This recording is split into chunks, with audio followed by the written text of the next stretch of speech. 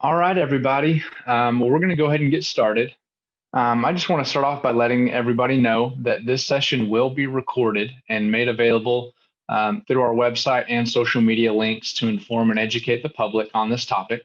If you do choose to participate in any identifiable way, please acknowledge that you and your image and your name will be recorded, and you are authorizing the use of your information in the recording as described. You have no obligation to appear or speak during this recording. You can turn off your video and participate under an alias should you wish to remain anonymous. If you feel comfortable doing so, please turn on your video at this time. Welcome on behalf of the Wellness Alliance for Total Children's Health of Denton County to the Watch Coalition. I'm Josh Marshall. I'm one of the Education Work Group co-chairs for the Watch Coalition. It is our goal to organize opportunities for professionals and community members to learn about specific topics related to children's mental health and learn about the resources available in our community. We have many people that we would like to thank for working collaboratively to put this together. We'd like to thank members of the Watch Coalition for planning and thinking through the program. A thank you to Cook Children's for providing today's CEUs, and a thank you to you if you've attended any of our previous events for providing feedback, because this was planned with you in mind and with your feedback in mind. We'd also like to thank each of our speakers for giving their time and sharing their expertise with us today. With their permission, we will later post the slides from today's event on our website. So just a few housekeeping details. We do have a full agenda today, but we have scheduled 2 10-minute breaks throughout the program. One after our first presentation and one after our second presentation. We hope that you'll use this time during the breaks to chat with each other in the chat box. You can talk with the group as a whole or one-on-one by clicking on the button to the To field in the chat feature. This is located just above where you type your message. We'll also keep the meeting open for 30 minutes after the event from noon until 12:30 p.m. so that you can continue networking and share information about your organization in the chat box. This time also can be used to complete the online evaluation for today's event. The evaluation link will be shared at the end of today's programming. All are encouraged to complete the evaluation, and it is required to receive continuing education credit. For your convenience, we have created a workshop packet for you to use as you follow along with today's presentation. If you did not receive a workshop packet, please reach out to Elisa Quimby at elisa.quimby@cookchildrens.org or pop up in the chat bar. I'll answer that and I can send it over to Elisa if that would be easier for you. Elisa, oh, never mind. She said she's going to add her email to the chat box in just a moment so you can reach out to her. If you need CEUs or a certificate of attendance, please make sure that you have signed in. I will also share that link again here in just a second for you to make sure that you have signed in. Later today, those who have signed in will receive an email with a link to fill out an online evaluation about today's workshop. You can print out your certificate later when it's convenient for you. You can also stay on Zoom for 30 minutes after the event to fill out the evaluation if you would like to. Today's speakers have no conflicts of interest to report regarding today's presentation, and I would now like to introduce you to the chair of Watch, Ms. Via Reinhardt, who would like to talk about the value that we place on. Good morning. I wanted to thank you guys for being here with us today for this really important CEU. Before introducing our first speaker, I'd like to share with you about why we do what we do here at Watch. In 2011, the Watch Coalition was formed by a group of dedicated organizations and individuals who were committed to improving the total wellness of children and families in Denton County. Our vision is, because every child deserves hope, the Denton County community dedicates its unified resources to equip our children to reach their full potential mentally, physically, and socially to achieve their maximum personal success. One key strategy to achieve this goal is to maintain a diverse and active membership. We are a collaboration of both public and private organizations and individuals who are invested in the total wellness of Denton County's children. Our shared passion of improving children's mental health is a guidepost by which we base our choices. We understand the value of working together to improve children's mental health, and we are truly grateful for all of our members, volunteers, partners, and allies.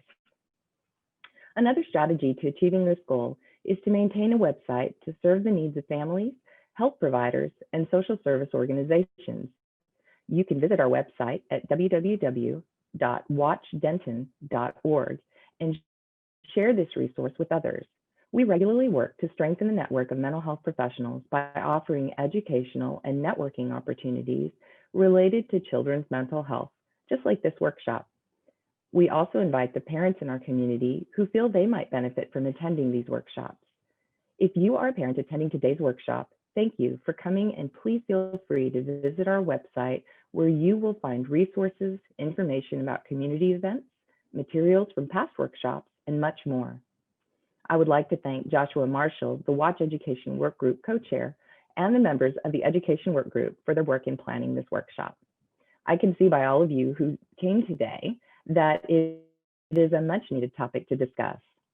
The Watch Coalition also recognizes Children's Mental Health Awareness Day in May in collaboration with many other community organizations. Part of that celebration includes a youth art gallery showcasing work from children and teens across Denton County. As part of our youth art contest, Children's Feelings Are a Work of Art. Since the inception of the youth art contest in 2016, Watch has enjoyed support from all Denton County libraries and many other partner organizations. We will be accepting submissions for next year's art contest from January to March 2021. More details about next year's art contest will be posted on our website soon.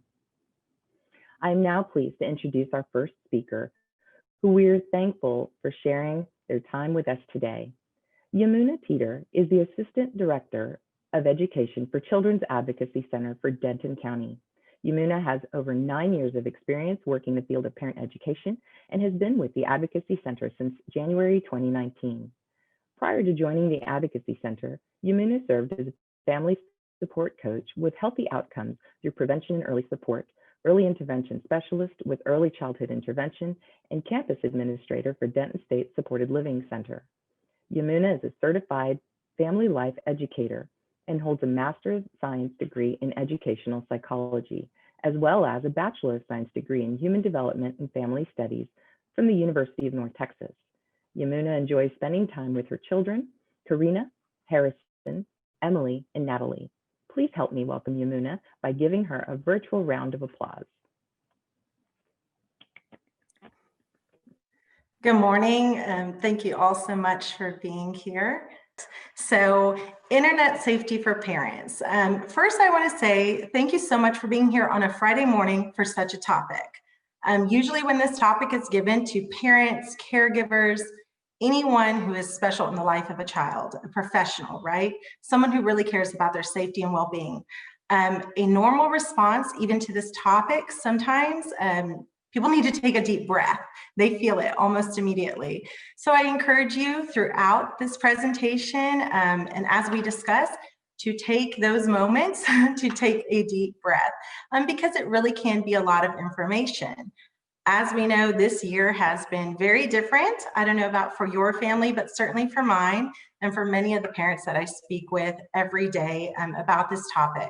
Their kids are on the computer more, they are doing school virtually, and there were many months where sometimes that device became almost a lifeline to a parent who was working outside the home to communicate with their child, or even to decompress together, to have a family movie night, a little more than usual.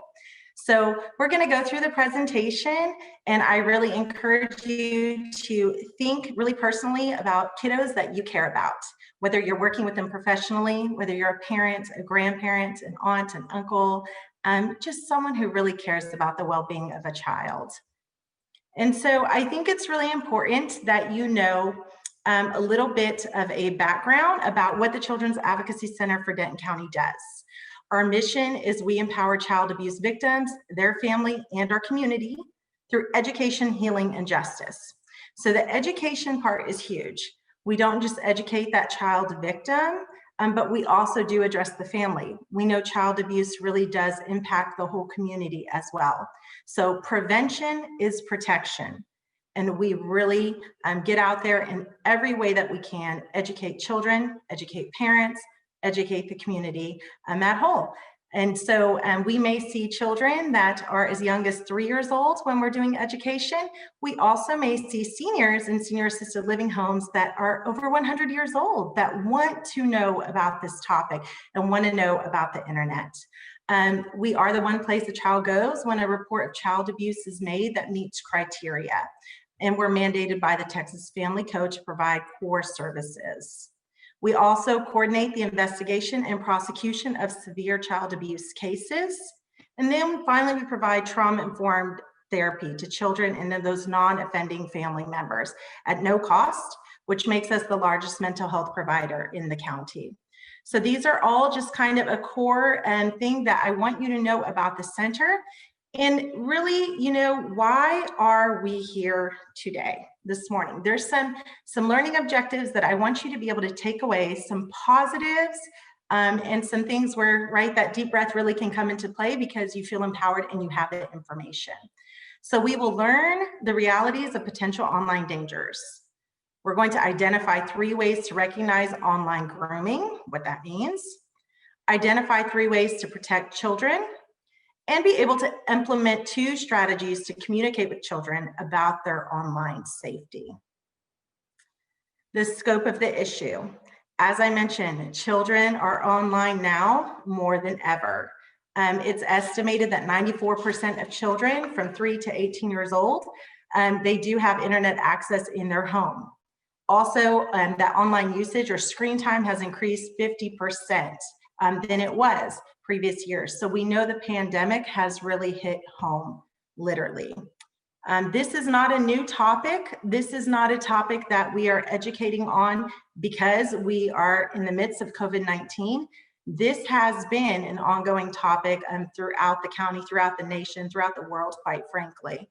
Last year, we did educate. We went directly to schools, paired up with the Denton County Sheriff's Office, and we educated over 7,000 children in the county on body safety. So that started at that preschool age child all the way up to those 18-year-old seniors in high school, really educated them and gave them actually very much of the same information that you're going to receive today, but in a very age-appropriate way. This year, prior to the pandemic, we were already over 5,500 students that we had educated. And so that's just many presentations, allowing time for questions and feedback, lots of interruptions throughout the presentation, just so that child on the spot could get their questions answered if they had them. Parent engagement, of course, is always a little bit of a tricky piece. I'm a parent, I'm very busy. I understand those barriers. What we're doing this year, right, is making them virtual opportunities. So we have adapted as well as a center. When we look at the scope of the issue, national estimates are that 1 in 10 children will be victims of sexual abuse even before they have their 18th birthday. And 1 in 10 of those kids will ever tell that they've been abused. So when we look at that locally, the concern means that Denton County, there's a little over 200,000 children that reside here. That means 20,000 children will be sexually abused prior to even becoming an adult, but only 2,000 children will ever tell. So I want you to stop and really think about what that means. For those 2,000 children, they have that opportunity, right, to receive that education, that healing, and that justice. But for those 18,000 children that never tell, there can be really lifelong really effects to the community even for generations to come. So this is why we educate, this is why we go out and really talk to children, talk to adults, and just talk to everyone about this topic. We don't keep it quiet. Last year at our center, this percentage, by the way, always trickles around 98, 99% of the children that reported abuse in our county reported that it was by someone that they both knew and trusted. So this was not a stranger assault. This was someone that was close to them, someone that the child perhaps really counted on. So I want you to really think about that too. What we have seen this year at our center is that abuse is on the rise by allegation type. This is just data that is from January to July of this year. So it's increased even more. I want you to think about that. But January to July of 2019, we can look at the differences. Emotional abuse has gone up 266% in our cases. Medical neglect up 183%. We see that neglectful supervision, of course, over 70%. Physical abuse, huge rise in that, 262%. But also sexual abuse was also on the rise at 18.9%. We have to understand that this is a time that reports were actually down because children were out of school. Really, March became that extended spring break, and then shelter in place, children were home.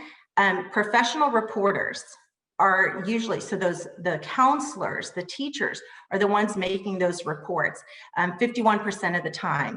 It was actually down 50% during this time, these reports, but we still saw these numbers. So children in our county are really being affected. That's why we're taking time to really talk about this issue. We don't want to keep it quiet. We know our children are being affected, their mental health is being affected, their safety is being affected. So that is important to keep in mind. But you make a difference. And we have seen this almost right away once children were back in school. The percentage of professional reports, they jumped. Quite large, actually. So when kids went back into school, a little bit in that week of September, we started to see a rise. A huge increase. We were only getting 15% of the reports were coming from professional reporters, and it jumped to 66%. And that's kind of where we're sitting at now. So we know professional reporters, those counselors, principals, teachers, anyone working with a vulnerable population of children or the elderly are professional reporters and making those reports. And we're seeing it's working. Those reports are coming in. Children are being protected. Of course, in the state of Texas, any adult over the age of 18, right, they are mandated reporters. So if they suspect abuse and neglect, they also must report that. But I just thought this was very encouraging to see that those professional reporters, of course, are trained to make those reports, and they are doing so. This is also something that we share with students, not this data, but we share with students that if they tell a teacher, if they tell a principal, a coach, that they are mandated, that they receive training every single year, that they're mandated to report that. And so students, a lot of the times they say, I didn't know that. And we have seen cases that have come in after presentations and the child did report that they received the presentation. They didn't know if they told someone they could get help and they reported. So that was really encouraging to see as well. We know online cases have increased by the millions. Millions more reports of cyber tips to that cyber tip line with the National Center for Missing and Exploited Children. It's exploded throughout the pandemic. Last year's number, 2019, there were over 69.1 million images, videos, or files related to child sexual abuse exploitation. 69.1 million. And this year it's millions more reports already being made. And this was actually coming out in July as well. So I can only imagine what that data will be by the end of the year. That's why we're here. That's why we're talking about that today. And with grooming, this is something we start teaching to children in 6th grade. We teach it in an age-appropriate way, but we do not hide this information from them. We want them to know kind of what to spot. We also talk to adults in the same way, giving many more details. As you know, with grooming, that step begins with targeting a victim. Grooming is kind of that essential, that process that starts. It's the step that begins when sexual abuse occurs to a child. And this can happen online too. Targeting a victim looks like having access to that child. So that may be someone that's already in that perpetrator's access, but you also must have vulnerability. Gaining trust and information is that secondary step. That's learning everything that perpetrator can know about that child, about their caregivers. They may become very close to them so that they can gain access to that child even more. any identifiable information, any trust they can build. And that is when they fill a need. Filling a need in a really disturbing way, you can think about see a need, fill a need. Well, it goes the same with this. And it's not always a physical, a tangible need. It can be an emotional need. That child needs someone to listen to them. That child needs a friend. And that's how that can happen. Isolation is just getting that child alone in oftentimes a place they actually feel safe. Their own bedroom, their own home, their own faith community, their own sports team, isolating that child and then being able to then abuse them. Once that starts, we know it is hard for children to tell. And we will get into that more and more. I want y'all to kind of think about this, and then if you want to type in the chat box, just to kind of get the conversation going. So we're going to identify 3 ways to recognize online grooming. And I just want you to think off the top of your head, what do you think online? What should you look for? What should you look at? And when should you be concerned as a parent, as a caregiver, as a teacher? And so you can just kind of utilize that chat box. And if someone would let me know what those responses are, kind of what we're seeing in that chat about what should you look for to identify online grooming.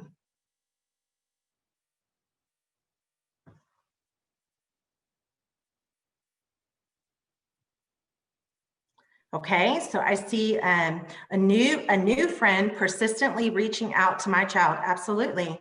And thank you so much for that, a new friend.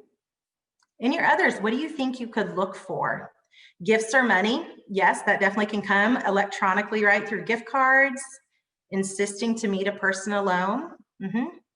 Empathizing with the child about disagreement with parents. That one is great. So National Center for Missing and Exploited Children uses that one quite often. It may be that teenager that is really just mad at their parents about something. They go to that online platform and just kind of chat it up like, oh, I'm so mad at my mom today. She's so lame. She took my phone, or she's grounding me. And then someone may step in and say, hey, I've got you. I've got you. Like, I'll get that for you. So really looking for that. A profile that maybe follows many people but has few followers, good. Talking about secrets, hide it from your parents, absolutely. Child began to keep secrets and isolate. Yes, so often we can tell that there may be some red flags, right, from a child's behavior. But you really can also discover some things from their online behavior. So those are really great examples. One more here, child doing what the person online says. The person says not going outside and they don't do it. Yeah, that changes the way they dress. Yep, just changes. Again, it's that behavior in children that you may notice. So thank you for that very much. Here are some examples. Of course, this doesn't cover everything by any means, and y'all had some great examples there. But these are some common ones that we see, and that's trolling social media apps for potential victims, right? That also includes online gaming servers. So it may be that perpetrator is really looking in any way they can, going to all the apps. I usually don't get into what apps are bad, what apps are good, because they all can be used in a really positive way, also a very negative way. It depends on the user. But definitely, right, trolling all hours of the night, looking for public Instagram accounts, Snapchat accounts, and just friending people constantly and following them. Gaining any identifiable information and establishing contact, sending messages, investing time, really liking their posts, sharing their posts, just trying to maintain that contact. And also really, when you think about it, mirroring that child. If that child is posting that they like a certain type of music, that person easily can be like, oh, I like that too. And this is when children can feel like there's a connection, maybe that they have some commonalities with the person. And when that child really has that need for that and that need for friendship, especially if they're feeling isolated, especially if they're feeling they're away from their friends, this can be a big one where children can be vulnerable. Using multiple platforms and profiles to speak to a child. So they might be playing with them on a gaming server, but now they ask them for their Snapchat or their Instagram. And they want to maintain contact with them in every way possible, kind of to compromise their time. But again, that's building that bond, right? That rapport with that child. speaking to a child at all hours or as much as possible. So let's use the chat box again. This one's really simple, this question. It's just a yes or no question, okay? So if you will please answer the question, would you allow a stranger to spend the night in your child's room all night with the door shut? If you will just utilize the chat box and just type yes or no. No, no, no, no, no, no, no. Nope. No, no, period, right? I'm just seeing no's all the way through. Okay, so let me ask it a different way. Would you let someone that you knew and trusted in your child's room with them all night with the door shut? Go ahead and write yes or no. No, okay. I'm seeing no, no, no, no, no. No. Okay, I don't see one yes. My next question, right, would have been, how about for the entire year? So every night, it's someone that you know and trust, maybe a family member, a grandparent, a neighbor, close family friend, you allow them in your child's room all night for a year. I think the answers also would have been no. So, and I see no, no, no, no, no, no, no. I bring this up because if a child has a device, it's given to them. There's no restrictions on it, kind of no boundaries around it. It's put in their room all night. That is essentially what is happening. If their apps are, they remain on, they are allowed to message all night, even with people that they know, even with people that you know and you trust, and that's why your child is allowed to communicate with them.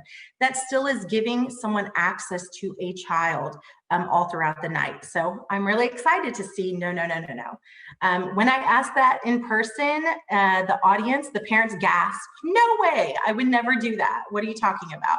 So it's also good to see that response, but sometimes we don't think about it that way, that actually that phone is allowing that access. Another example of online grooming is asking that child to meet up physically. Children, you know, they are very bright though, and they are taught in school in many of these programs starting at a young age, not just through the Advocacy Center, but even the librarians, they have like that safety program. They are taught to not share any identifiable information, especially where they live. But what children are more likely to do is share information almost accidentally without really knowing they're doing that. So putting identifiable information in their profile, what school they attend, posting pictures on a public format where it has their school name on their jerseys, or they're going to a game on Thursday night, just things like that. So it's also something to think about. Because right, if that person knows the child's location, they also can show up there. There's no background checks to go to a school game. So just something to think about. Really though, I put this again, the moving communication to a secondary platform, that is what we will see a lot. So it is those multiple platforms. So once they are on one platform and they're asking for that second one, that's that first step. It's really pushing those boundaries. And then finally, requesting a child to send progressively more explicit images of themselves. This is huge. Children can get really trapped in this really quickly and not know what to do. We talk about this a lot in schools. And this, of course, does not just happen. Really think about child to adult, but it's also the children, right? The teens. The middle schoolers, even some of the elementary age students sharing these pictures and really get desensitized and not knowing how to get out of it once they have started to send. And again, sometimes there's compensation with that. There's those gift cards, or hey, I'll give you this for these Robux. There's those motivators for children. And when those threats start coming after the fact of, if you don't send me more, I'm going to share them with everyone at our school, or I'm going to share them with your parents. I know I see you're friends with them on Instagram. I'll send them to them. A child can very quickly find themselves just really not knowing what to do. It definitely is happening in Denton County. These were some sting operations with multiple law enforcement agencies, Homeland Security, FBI, Denton County Sheriff's Office, Denton PD.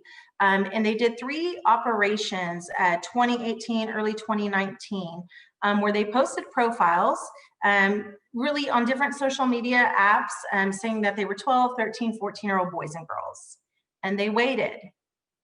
And what happened with this, right, is that people started soliciting who they thought were children to meet up to engage in sex. They wanted to sexually assault these children.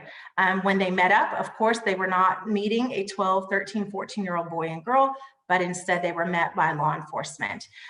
These sting operations were posted on every type of social media, Facebook, Instagram. It's, we care about the community, this is here, right? We're letting the public know. Well, each time they did this operation, months apart, more and more people were arrested. So this was not like a hidden thing that these sting operations were happening. So that's something to think about too, just the motivation behind that perpetrator and the risk that they are willing to take really to access a child. We share this information with children in the 7th grade. We let them know. It's very important. Again, we allow them to ask questions, which they do. Sometimes they say, why is it all men? Like they ask that question. Children have such observations and we say, well, it's not always all men. It happened to be, right? But we share with them too, it was people from all different professions. Pastors were arrested, law enforcement was arrested, there was a coach, there were parents that were arrested. So this is really important to know, and we do share that with children. Part of every single presentation is helping children identify safe people. Who can they tell if they feel unsafe? And so we'll talk more and more about that. But I just want you to know that is here, it's happening. It's not just a big city issue. This is happening in Denton County. I do want to touch on one kind of important thing that we see a lot in elementary, middle, and high school. Quite frankly, I think it tones down a little bit by then. But trolling, cyberbullying, have some examples here. And I just want you to think about if a child hears this kind of on an ongoing basis by multiple people, especially in an anonymous platform like this. I hope you have a heart attack, fatty. Your teeth make me want to pour bleach in my eyes. Get the F off the internet, you effing B. You look like you're on crack. You're so ugly. And finally, put a gun in your mouth and pull the trigger. Hearing that, a child receiving those messages, and sometimes just so many in their inbox. I think this one, 12 inbox messages. Imagine what that does to a child. Imagine what they're feeling and really imagine who they can go to, especially if they're really not supposed to have this app. Their parents maybe told them like, you can't be on Twitter, you can't be on Instagram. Well, they did it. They broke that boundary. They broke that rule. That happens. But now who can they go to? Who can they go to when they're feeling unsafe? But I also just note this because, again, with those sexually explicit images, this is when this can get really out of control and a child can feel just trapped in it. And so we talk to children about this too. We talk to them about words hurt. And so just take that moment to think before sending. Again, in this platform, it was anonymous, so there was no telling who it was, but maybe the child received 30, 40 messages before they fell asleep at night. Wake up in the morning, they have 20, 30 more. Now they go to school for the day. And guess what? It's time to focus on English, math. Child is disrupted. Their mental health is really affected here. A concern is that it's not just adults, and I really want that to be very clear. It is not just adults that engage in really when we're talking about internet safety, but also child sexual abuse. 33% of the sexual abuse cases at our center are perpetrated by minors. So that is children sexually acting out on other children. Child sexual abuse, for that child who is a victim, it has that same effect, whether it's perpetrated by an adult or another child. So just keep that in mind, that we also must talk to children about what is appropriate behavior online. It's not just what's happening to them, right? But it's also what are they doing? What are they engaging in? How are they talking to others? Are they using respect? So something to think about there. How can we teach them? I know I've talked all throughout about, going into the schools throughout Denton County, going to the community, and that really is our approach, is if we do parent, community, and staff education, that, again, prevention is protection. Okay, personal safety programs really can show, research indicates that when children receive these personal safety programs on multi-levels, it's not just a one-time thing. Kindergarten, you get this lesson, you're set for life. No, but they engage in the ongoing. They're more likely to tell an adult about their abuse. And that increases the likelihood, right, that they will actually get help. They'll receive that help because, right, those professional reporters are doing an awesome job and they are reporting. Also, children are less likely to believe the abuse is their fault, which reduces self-blame. We can think about the more the children receive the message that it's never your fault. That can be really something powerful to them, just to hear it from one person. It's never your fault. We teach children the no-go tell, and that is on posters. CAC of Texas gives those out. I have them, I distribute them to schools. And so when we talk in presentations, I let the children know, sometimes we can look outside the library when the presentation is going on. I say, you see that poster above the water fountain? No-go tell, what does that mean? That means you have the right to say no. It is your body, you can say no.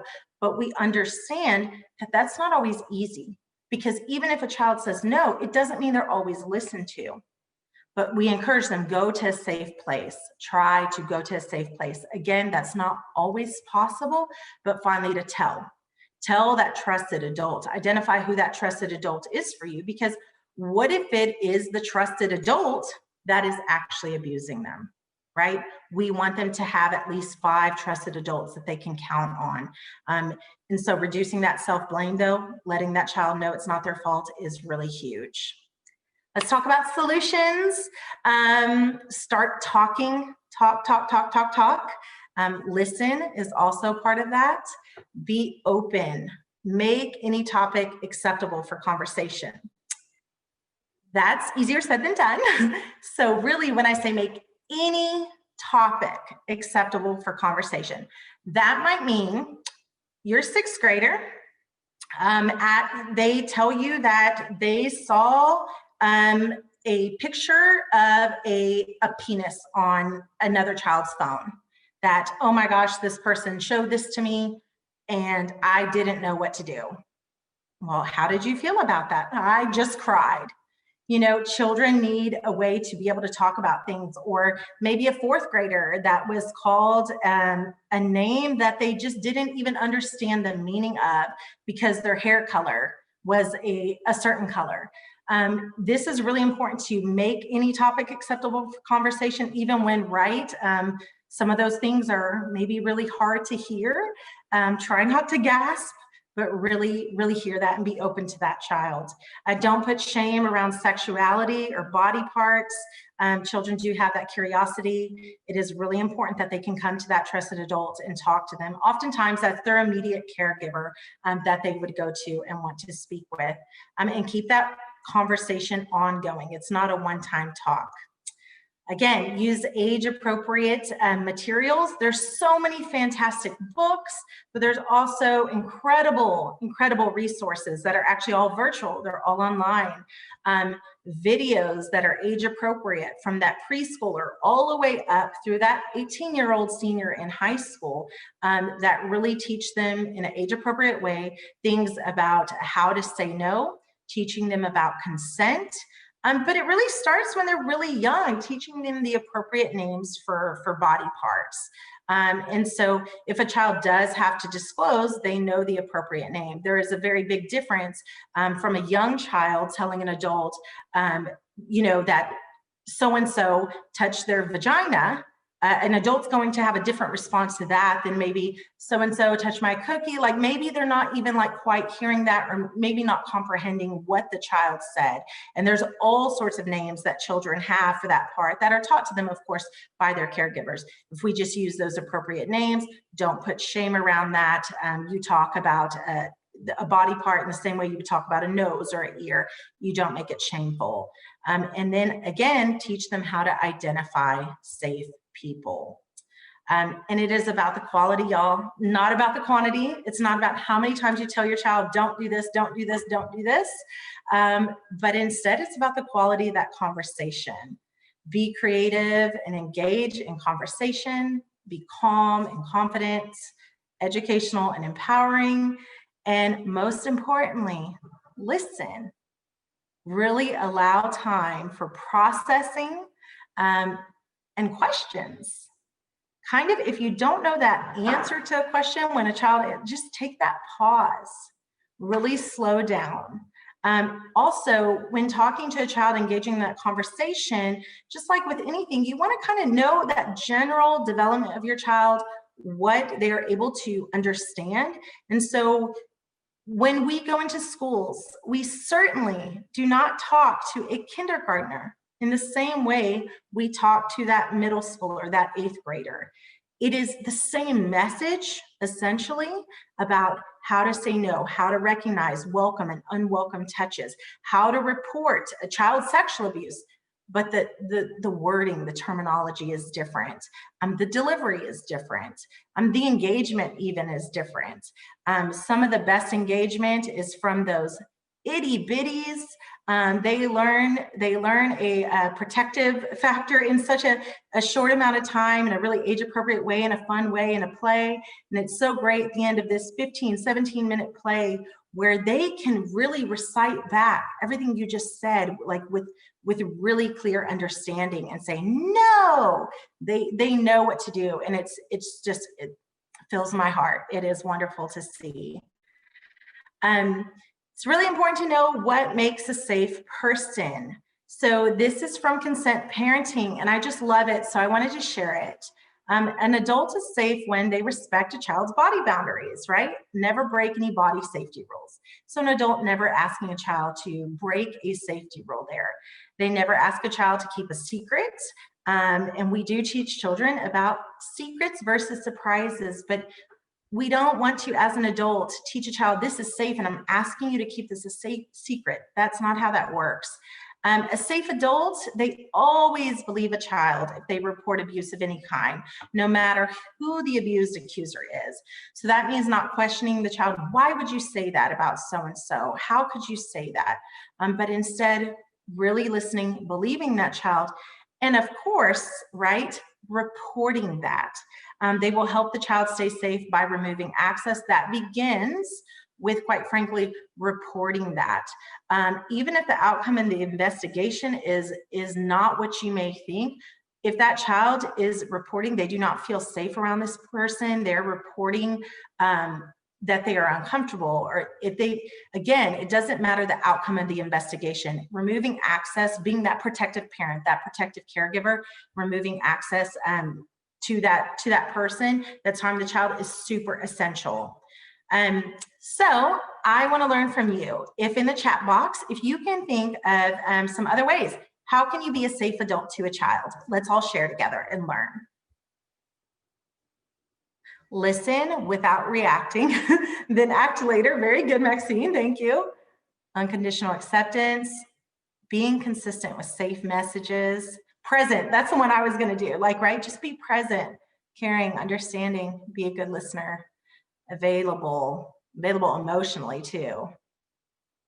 Yeah, via text with a teenage niece, awesome. Keeping that connection. Patience, believe in them, believe them. Sometimes just listening is the best. Reinforcing those safe boundaries.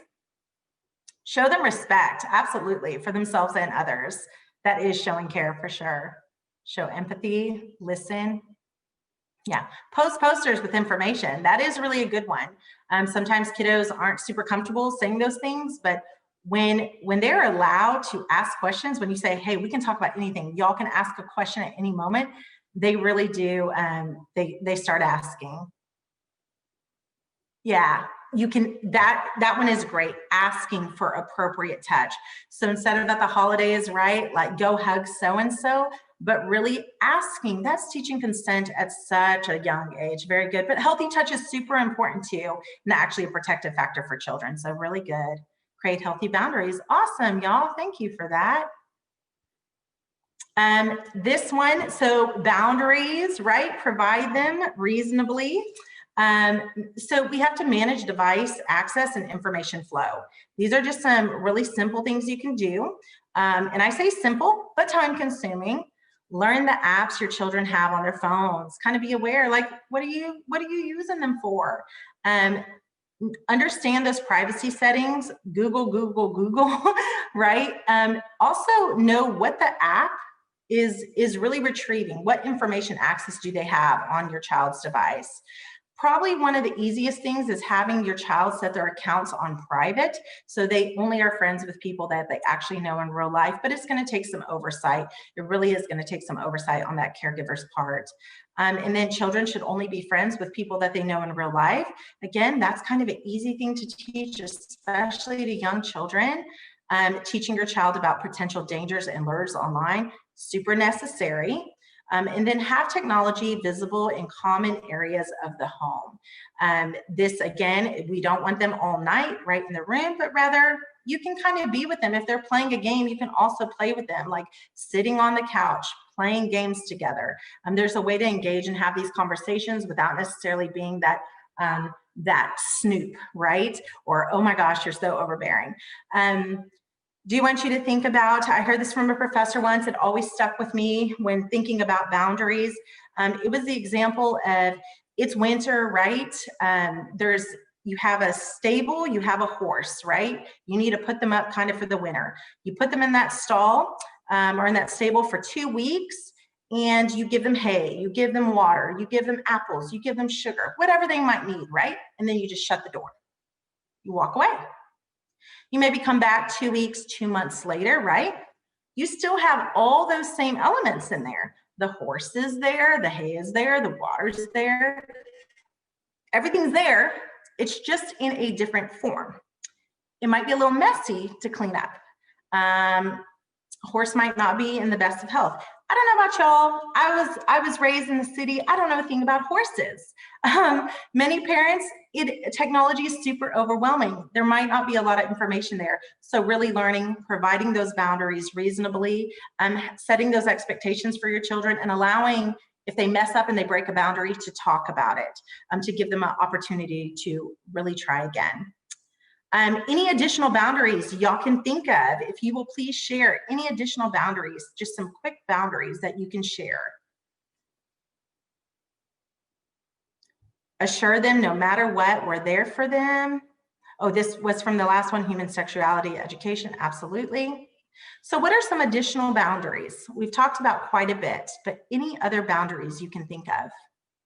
That might just be like a homework thought, like what's another boundary? So we can move on. That's quite all right.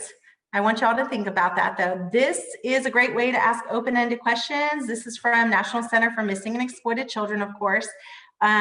Every parent might speak to their child, of course, in a very different way.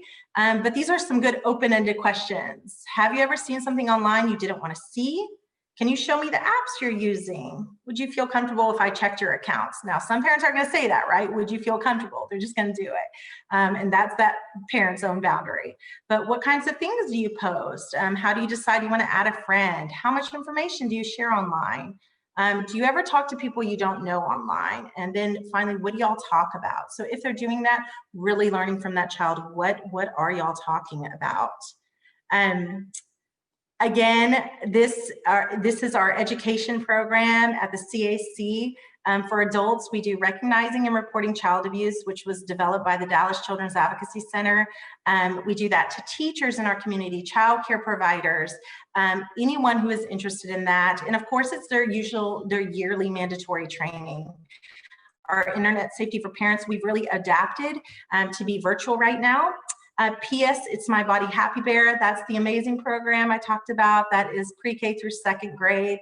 And kids are so responsive to that. It's really my favorite program. And then kids safety, we have 3rd through 5th grade. And internet safety, we have through 6th graders all the way through those seniors in high school again. So I just wanted to provide that. I know in your handouts, I have the information, the descriptions of the program, but I just really want y'all to be aware that we have those programs. They are free. Schools are requesting them right now fast and furiously, and we are providing them actually virtually. And especially for the Happy Bear one, we have teacher instructions so the teacher actually can follow along with the video and help the students with the prompts. Some great resources. Again, I know you've heard me say it today so many times, National Center for Missing and Exploited Children. They're amazing. NetSmart is wonderful to teach children about online safety from that pre-K age all the way through seniors in high school. There's information for children on autism spectrum, and there's just so many resources here. There's coloring sheets. I think they have an app, there's videos. And then there's also some other resources I provided, including a podcast that I think are just really awesome to have. Darkness to Light has some great things too on teaching teens about consent. So that does wrap up our presentation. This is my contact information. If you have any questions or you're like, you know what, I thought of more boundaries and I want you to add them to the presentation, please reach out to me. You can follow us on Facebook, Twitter, or Instagram. We are always posting and sharing things. And I just thank y'all so very much for being here today and taking time out of your Friday morning to talk about this. Thank you so much for sharing that valuable information with us, Yamuna. That was incredible. I know I learned a lot from that, and I'm sure everybody here did. So again, thank you for your time, for the preparation that it took to get all that ready, and then just for so eloquently sharing that with us. That was really great. We're going to take a break now, and we'll reconvene promptly at 10:10. Feel free to get up, go to the restroom, get some exercise, do whatever you need. We'll see you in about 18 minutes. Thank you, guys. Hi all, and this is Elisa Quimby. I just want to hop on really quick just to remind you, if you have not signed in already, I did go ahead and pop the sign-in link into the top right-hand corner of this slide. So please sign in if you have not done so already. Thank you. Hello all, just a quick reminder that we are currently on a break and we will return at 10:10 a.m. To start our next session. And also I have asked Yamuna if she would be open to answering questions during this break, and she graciously shared that she would be happy to do so. So if you have any questions for Yamuna, please feel free to either chat with her in the chat box. You can do that privately or to all, let everyone see the question, or you can also unmute yourself as well. Awesome. And I did have one question about age-appropriate books for children starting like at 2 or 3 years old. I'd like to get a list together actually, and I can provide it. That can be shared with y'all for children really of all ages, not just the littles. So I'd be happy to share that as well. But yeah, I'm here if anyone has any questions or specific questions. Awesome. That would be great, Yamuna, and I can email that list out to everyone who signed in as well. Hi, I do have a question. So I work primarily with kids with developmental delays. So can you speak a little bit on any resources that are out there that might help some of our children who have intellectual delays? Absolutely. So I keep referring to it, NCMEC, or National Center for Missing and Exploited Children. Their missingkids.org has really good information for different age levels of students. But then there's also specifically, I was just so impressed by it, resources for children on the autism spectrum. And so that was really something great to see. I had not seen that before, and it was for children of all ages. So those resources are at the bottom of the PDF that went out to you. But if you spend some time on that website and just play around on it, you can get lost on it in a really great way for hours of the coloring sheets that are provided, the activities, the videos. Children do tend to really love the videos. I will say on that, kids that have already perhaps been exposed to a lot of things, you might need to jump up a few grade levels. But in that same way, children that maybe have not been exposed to some things, you can maybe go down. So as that parent or that professional, knowing the children that you're working with, and knowing kind of what they're responsive to, that website is really great. All the resources are free. They also have PowerPoints if you really want to engage with parents. Of course, you can reach out to our center. We'd be happy to, of course, provide those trainings virtually, but there's also PowerPoints that you can download as a professional, not just for parents, but for professionals, and then also for children at every single grade level. That provides that engagement right there with the students. So that is the best resource I would recommend, is that website. That's excellent. Thank you. I know for especially the kiddos I work with on the spectrum, we have to start at the very beginning. Half of them don't even have language for their body parts.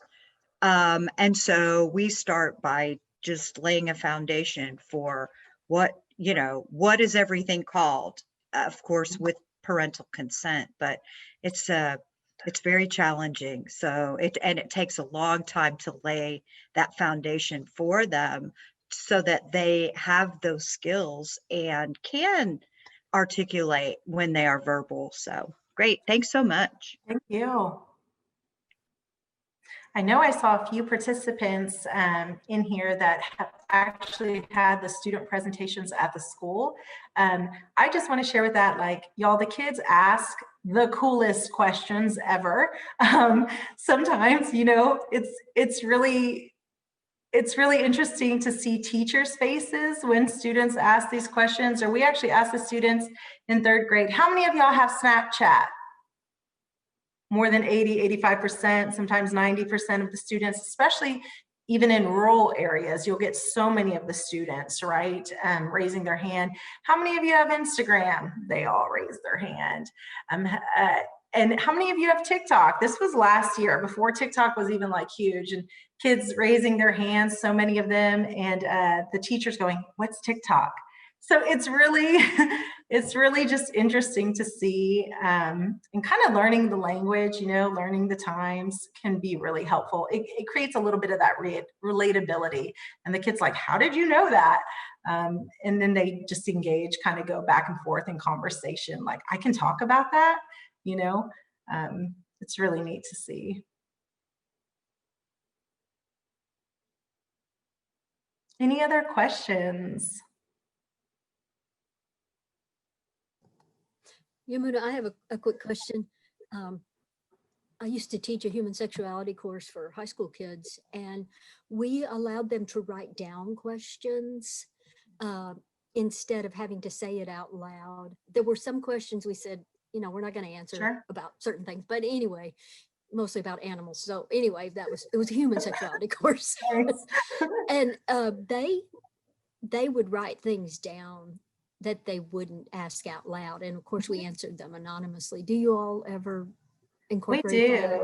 Absolutely. I saw Leah's strip matter. I don't have everyone displayed on my screen, but I know she had that great idea at her school was, hey, if you're uncomfortable asking this question, go ahead and write it down and submit it to me. And so we adopted that, and we started telling every school that if you have a question, provide it to the counselor, they'll email us, we'll get back to you. And so it also generated, though, knowing that they had a secondary person. So it wasn't just the speakers that one day, but now they could go to the counselor and kind of follow up that conversation. That was really neat to see. And I know she provided great feedback, like many of the schools in Denton, about that. And I know sometimes we get disclosures right after a presentation. A child will come up and they will disclose.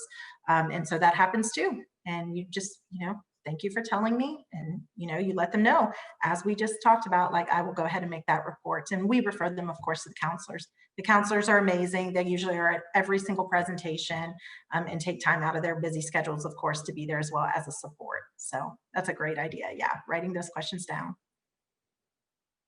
Dr. Max, I know you are super expert on all things early childhood. Stop it. Dr. Max and I go way back. She actually hired me for early childhood intervention years ago.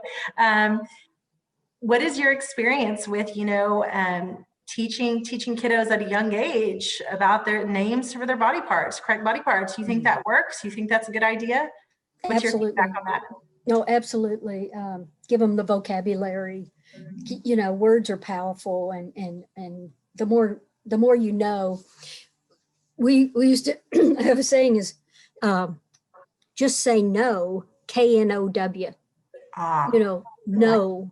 The more you know, the more you can take care of yourself and report things. So just say KNOW, no. And little tiny kids can learn that vocabulary real quick. And Certainly can. it's a good thing for them to have. Just say no. I wrote that down. I like those little things. Awesome. Thank you for sharing that. Welcome back, everyone. If you turned your video off during the break, please feel free to turn it back on now if you'd like to share that with us. Next, Dr. Shilpa Patil and Sadaf Meckfessel will share a conversation about coping with stress during the pandemic. Dr. Shilpa Patil is a dentist as well as a public health professional. She is very passionate about community mental health, especially in children. Sadaf Meckfessel is a licensed professional counselor supervisor and the director of the Family Tree program at CCD Counseling. Sadaf has worked with Denton County youth and families with a wide range of mental health needs from a family-centered approach. Her tenure with the Family Tree program has served over 10,000 of our youth. Sadaf's self-care includes cycling, traveling, and spending time with family and friends. Thank you both for joining us. How has COVID-19 negatively impacted your mental health as a parent? The impact of COVID has affected me tremendously. I'm faced with the decision to continue to provide for my family financially or risk illness by being face-to-face in the classroom. I put in a request for accommodations to work remotely and was denied. Both my own personal children have asthma, and I have a pre-existing condition. The stress of it all has taken a toll on me. Along with my personal needs, I've had to try to tend to the needs of students and parents during remote learning and teach curriculum with rigor. Many students were not completing assignments, and parents were beyond frustrated with the workload. Students were having to manage their own emotions and try to discipline themselves to follow the curriculum expectations. I spent a lot of time trying to tend to the needs of families in their situation, showing them empathy and giving them a pass on assignments. Students were not performing, and parents were struggling managing work demands and monitoring their children. How did you realize your mental health was being affected? Was there a defining moment, or did it happen over time? I constantly monitor my mental health as an educator. I take mental health days off from work as needed before COVID. The workload increased and expectations became unrealistic. I found myself constantly working. Emails were coming in nonstop. The stress of the virus on family and friends being sick wore heavily on my mind. I found myself constantly feeling the need to check on family and friends. I was in a cleaning frenzy. It was a gradual increase, but there wasn't much I could do. I stopped watching the news and I kept my children home. We changed how we did things as a family. I began to set boundaries with work. I only answered during the school workday with just a few exceptions. What coping techniques, methods of recharging, and/or resources did you find helpful in dealing with the added stressors the COVID-19 pandemic has caused you as a parent? I used this time to get better connected with the Lord. My church began to implement a prayer line 3 times a day, 7 days a week, and a daily morning Bible study. I've always considered myself to be a strong believer, but this situation helped me see areas of need. I used SEL activities with my children and students. We practiced mindfulness activities daily. Reflecting on your personal experience, is there a message of hope you'd like to share with your fellow community members? This pandemic has been eye-opening. It caused me to stop and reflect on what is important. Sometimes we just need to stop and think about what matters. Money is important, jobs are a necessity, but nothing beats family. Time is short, and I'm glad I've had an opportunity to refocus my time on what matters most. A very good morning, everyone. We asked community members 4 questions about how COVID-19 is affecting them. You just heard the responses from a teacher in our community. You will also hear an audio files from a parent and a professional later in the presentation. So, how would you describe this serious global health threat, this pandemic that we are living through? Some people have been calling it as a black swan event. A black swan is an unpredictable event that is beyond what is normally expected of a situation and has potentially severe consequences. To be considered as a black swan event, it has to satisfy 3 criteria. It should be an outlier, it should have extreme impact, and should be explainable and predictable post-occurrence. So definitely COVID-19 it has extreme impact. It has severe consequences that we are experiencing on global health and economy, and it is explainable and predictable. People were predicting it since 2008 that we should be prepared for pandemic, but it is not an outlier because we have data. Such events we have seen such events in the past. Every 100 years there were pandemics. So definitely this is not an outlier, but it has exposed chinks in the armor, fragility of our global system, the patchwork of policies at national level, the kind of public health network that we need at national level, and years of consolidation has led to less capacity for search. So Professor Taleb, who has popularized this black swan event term in 2008, he has said it is important for people to always assume a black swan event is a possibility, whatever it may be, and to try to plan accordingly. So we need to learn something from this event. What are the key takeaways? On global level, we need for the agility of response, and on individual level, we need to understand the situation and adapt our expectations. We need to understand how it has impacted our mental health. We'll discuss about this in the presentation. So we have Sadaf. Welcome, Sadaf. And now we'll listen to a parent, what she has to say. I'd say the area that has affected the most, it would be the added stress on me as a mother. In the early days and the weeks of the pandemic last spring, it almost seemed as if it was something that was not going to affect our family. In the beginning, I thought it was something that would affect only highly populated urban areas. When our family learned last spring the spring break would be extended by a week, we were a little bit excited, as 1 week quickly turned into 2 and then 3. The reality that my daughter would not be returning to her classroom set in, and our optimism quickly began to fade. With school out of session, my already expensive childcare costs nearly doubled. Then, about 6 weeks into the shutdown, my childcare provider opted to close her home-based daycare to care for her own parents who were sick. This left me completely without childcare. Finding childcare where you feel confident your kids will be safe is challenging, even under the best circumstances. Trying to find childcare during a pandemic was awful. Even close friends and neighbors, who in the past would have been willing to help me, were now unwilling due to their fears of the virus. As a family, my children and I enjoy being outdoors among friends. During the shutdown, it was very difficult on us. Being home without the ability to leave was extremely challenging for myself and my kids. I felt extremely isolated, even though I was never alone. How did you realize your mental health was being affected? Was there a defining moment, or did it happen over time? Many days I felt fatigued and exhausted. I noticed a familiar discomfort in my chest. It was the same discomfort I experienced with anxiety while I was going through my divorce.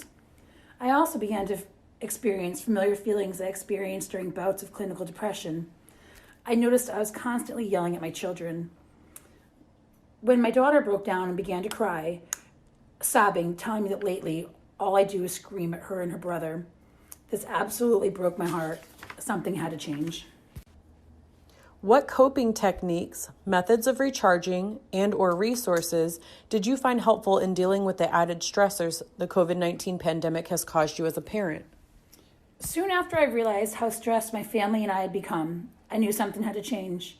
It had become clear that this pandemic was only getting worse and it was not going away anytime soon. I try to go through life with an optimistic perspective. Our family enjoys the outdoors, and our mantra is, nothing goes wrong while camping. It's always an adventure. I decided it was time to change the way we were handling the situation. Since Texas state parks had closed, we decided to take advantage of the wooded area and the pond behind our apartment home. We'd make our own adventure. Getting outside to explore helped us return a sense of normalcy to our family. I am also grateful for some amazing resources that were available for me through my employer. My employer offered a deeply discounted program through a local daycare. When my discounted days of childcare ended, my employer then awarded me with a generous grant from their Employees First COVID-19 fund to help cover some of my costly childcare bills. Reflecting on your personal experience, is there a message of hope you'd like to share with your fellow community members? Dealing with the COVID-19 pandemic has been a huge burden on me and my family. With that said, I am thankful that thus far we have not been infected. Each day I go to work, I care for patients who are fighting for their life due to this virus, some of which are the same age group as myself. It serves as a daily reminder that inconveniences, such as not going to the mall to leisurely shop or canceling vacations, are minor setbacks when put into perspective. At least for now, myself and my family, we have our health. We will continue to practice social distancing and good hand hygiene. Oh, she's a true representation of parent in a community. While listening to it, I was like, yeah, it's me, it's me. It happens to me. So welcome, Sadaf. Are you there? I am. Yeah, perfect. So we all are aware about how stress stimuli work on our system and how it can lead us to clinical depression. This causal loop diagram, it shows it very well, but it is with normal circumstances. Now, what we are facing is not normal in any way. So how will you describe the behavioral response in such unprecedented time?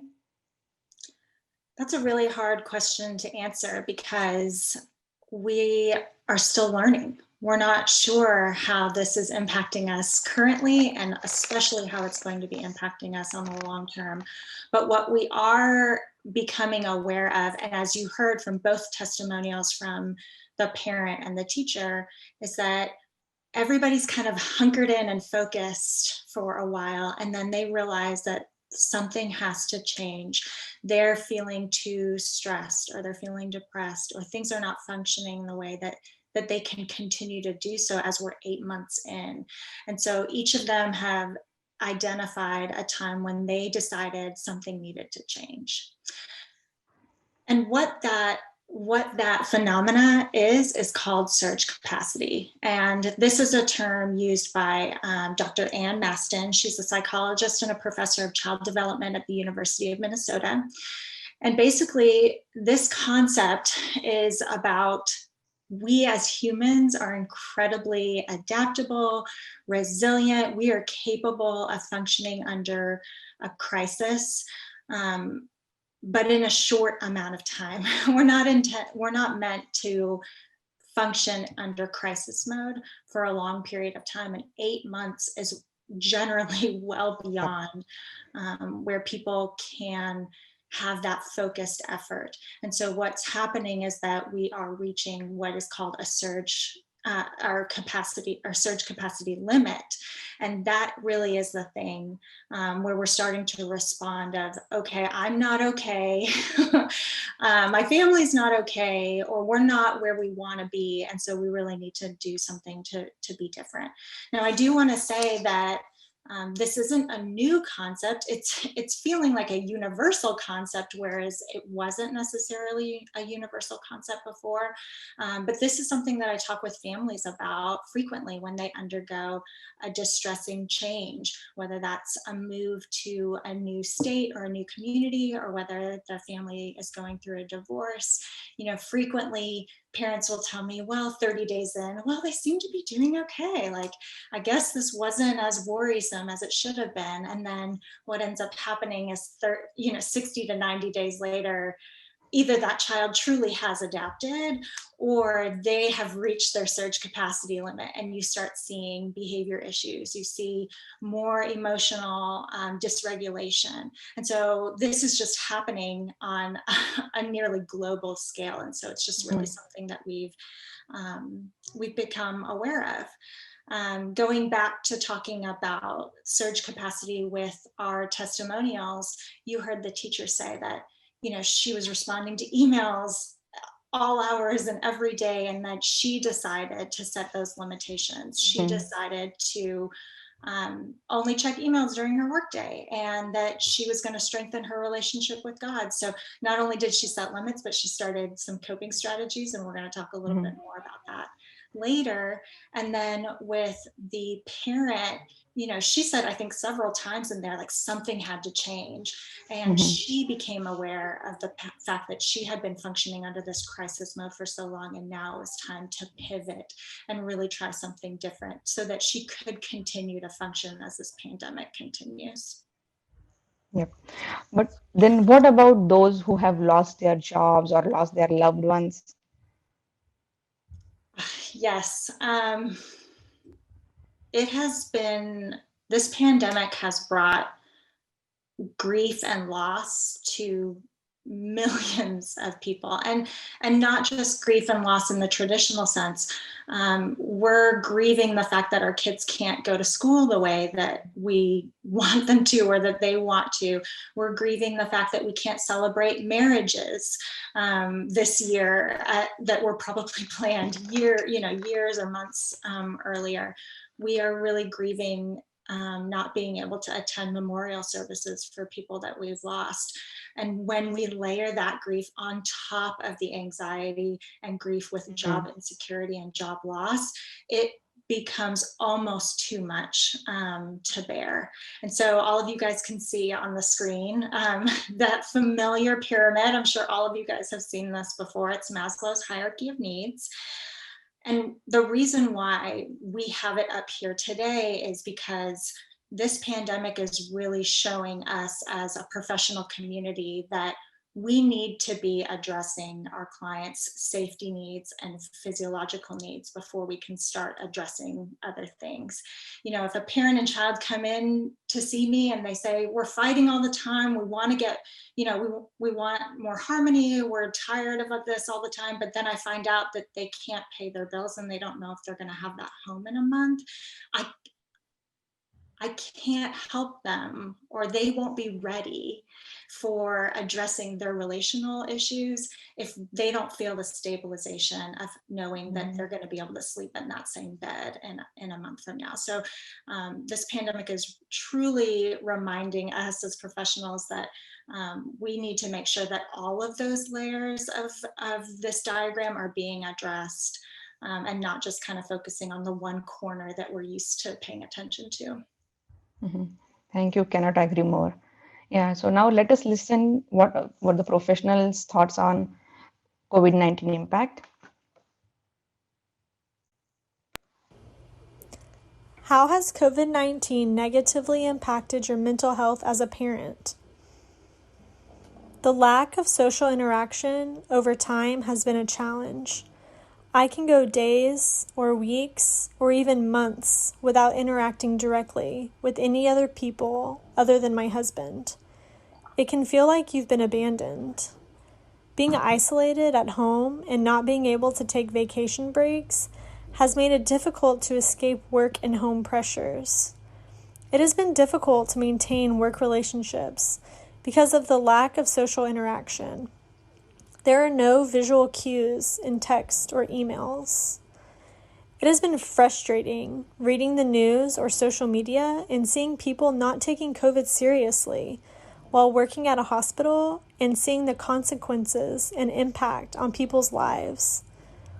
Not being able to read people's lips has made communication difficult when trying to understand people wearing masks, as I am hearing impaired. It is very frustrating trying to understand what people are saying as people's voices are muted by their masks. There is stress not knowing whether my job will be eliminated. How did you realize your mental health was being affected? Was there a defining moment or did it happen over time? I noticed I was sleeping more than usual. I stopped showering as frequently, doing my hair and nails, and got dressed later and later in the day. I didn't have as much patience with my husband, my pet, or my friends. I didn't have as much energy as usual. For me, it happened slowly over time, like a battery slowly being drained. What coping techniques, methods of recharging, and/or resources did you find helpful in dealing with the added stressors the COVID-19 pandemic has caused you as a parent. Using Zoom at work for meetings has helped improve work relationships because I can see my peers' expressions. Taking mini breaks during the day to take the dog for a walk has helped with de-stressing. Making a daily list of things I am thankful for before bed helps me appreciate what I do have, the positives, and not what I don't have or can't do right now, the negatives. I gave away my plants as a random act of kindness. I had several people tell me what bad days or weeks they were having, and the plants made their whole day, which in turn made my day. Going on many weekend COVID-safe weekend trips to disengage from the news, social media, work, and home pressures. Making plans for the post-COVID future allows me to look forward to a time when this will all be behind us and life will be back to normal. Helping others less fortunate puts things in perspective and makes me feel good. Reading social media and seeing we are all facing many of the same COVID challenges, it can make me feel a little bit more connected. Reading inspirational quotes and getting t-shirts with inspirational quotes helps me keep things in perspective and remain more positive. Reflecting on your personal experience, is there a message of hope you'd like to share with your fellow community members? If we all do something, we can accomplish anything, whether it is wearing a mask, helping someone unemployed, donating, being patient with coworkers. Just take positive action and we will collectively get through COVID together, stronger than before. Yeah, Sadaf, so we all know about coping mechanisms, but you said that about surge capacity. So how does it work in this surge capacity situation? How is it affecting us? Yeah, I think our first responsibility is just to teach that concept. I think everybody's experiencing it, but they don't know that that's what it is. And oftentimes people feel like there's something wrong with them or that they aren't strong enough or smart enough or whatever that might be to cope with this pandemic. And really helping each other, our community and our clients understand this concept, I think will alleviate some of that just on its own. And then when we think about coping skills during this time, yes, I mean, it's like coping needs to be on steroids. So when we think about coping, we really want it to either spark joy or recharge an individual. Mm-hmm. I think as a mental health community, we do a really good job of teaching behavioral recharge strategies, like going for a walk and deep breathing and taking a bath. But I'm not sure that we always do the best job of teaching that second step, which is being intentional with that time. Mm-hmm. So if somebody chooses to go for a walk, but they spend the whole 20-minute walk worrying about what's going on or thinking about how they're going to pay for things and thinking about the political climate and getting all worked up inside, that's really not going to be something that is going to help them cope. Really, they need to be taught and they need to learn how to be in the moment, to be aware of the smells that are on their walk. You know, maybe they're pleasant or maybe they're not, and the coolness of the breeze or hearing children laughing at a park nearby, you know, really kind of absorbing and being in that moment and letting those positive sensations really kind of soak in. Without that person will just return home and be confronted with all of the things that they left when they initially went on that walk, and they won't feel that recharge. So being intentional about our coping strategies, especially the recharge ones, are very important. And then the other piece that I want to make sure that we talk about when it comes to coping is sparking joy. Like, joy is the opposite of stress and anxiety, right? And so if we teach our clients and our community to be aware of their joy triggers, that is truly going to help them. Now, I know all of you guys heard me say the word trigger, and I know we're all very familiar with triggers of distressful feelings, and we've got some tools in our toolbox of helping minimize those, help them be shorter amount of time, help them be less frequent.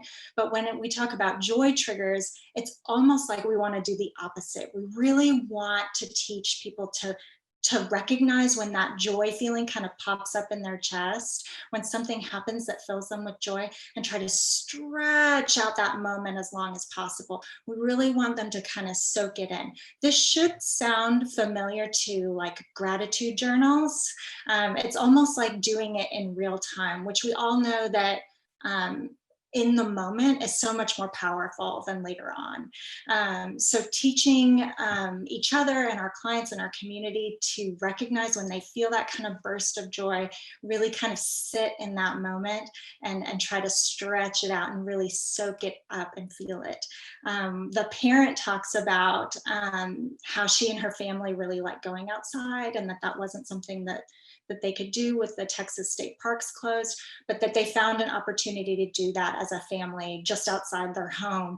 I suspect that that's a joy trigger for her, and she found a way to do that in a way that would be safe, and that she could continue to get that little burst of joy. And I keep going to my chest because I don't know about you guys, but when I feel joy, I like feel it in my chest, and I like want to let it warm up my whole area, right? And so just teaching about this concept is so helpful, because we're going to understand that these things are happening on a daily basis, and it does kind of minimize or help us put into perspective that not everything is stressful and distressing, that there are moments of joy, and that we can truly kind of sit in them and appreciate them. The final thing that I want to say about coping is just that there's really How has COVID-19 negatively impacted your mental health as a there's really no reason for us to start back at square one. We don't need to reinvent coping strategies. We have old ones, but we are going to have to learn how to adapt to those. So I already talked about how the parent adapted her going outside. We heard from the teacher that there was a prayer line. You heard from the professional that they enjoyed being on like Zoom hangouts, that was something that was strengthening their relationships. So there are ways that you can take what was already working and adapt it, but just making sure that that adaptation actually happens, because sometimes we can just feel stuck, like, well, I'm not going to be able to do that. And that is kind of where we get stuck in that hopelessness piece. Mm-hmm. Yeah, that's true. So in this situation, as it is not definitely a normal situation, so as a professional, what do you think, what should be our responsibility?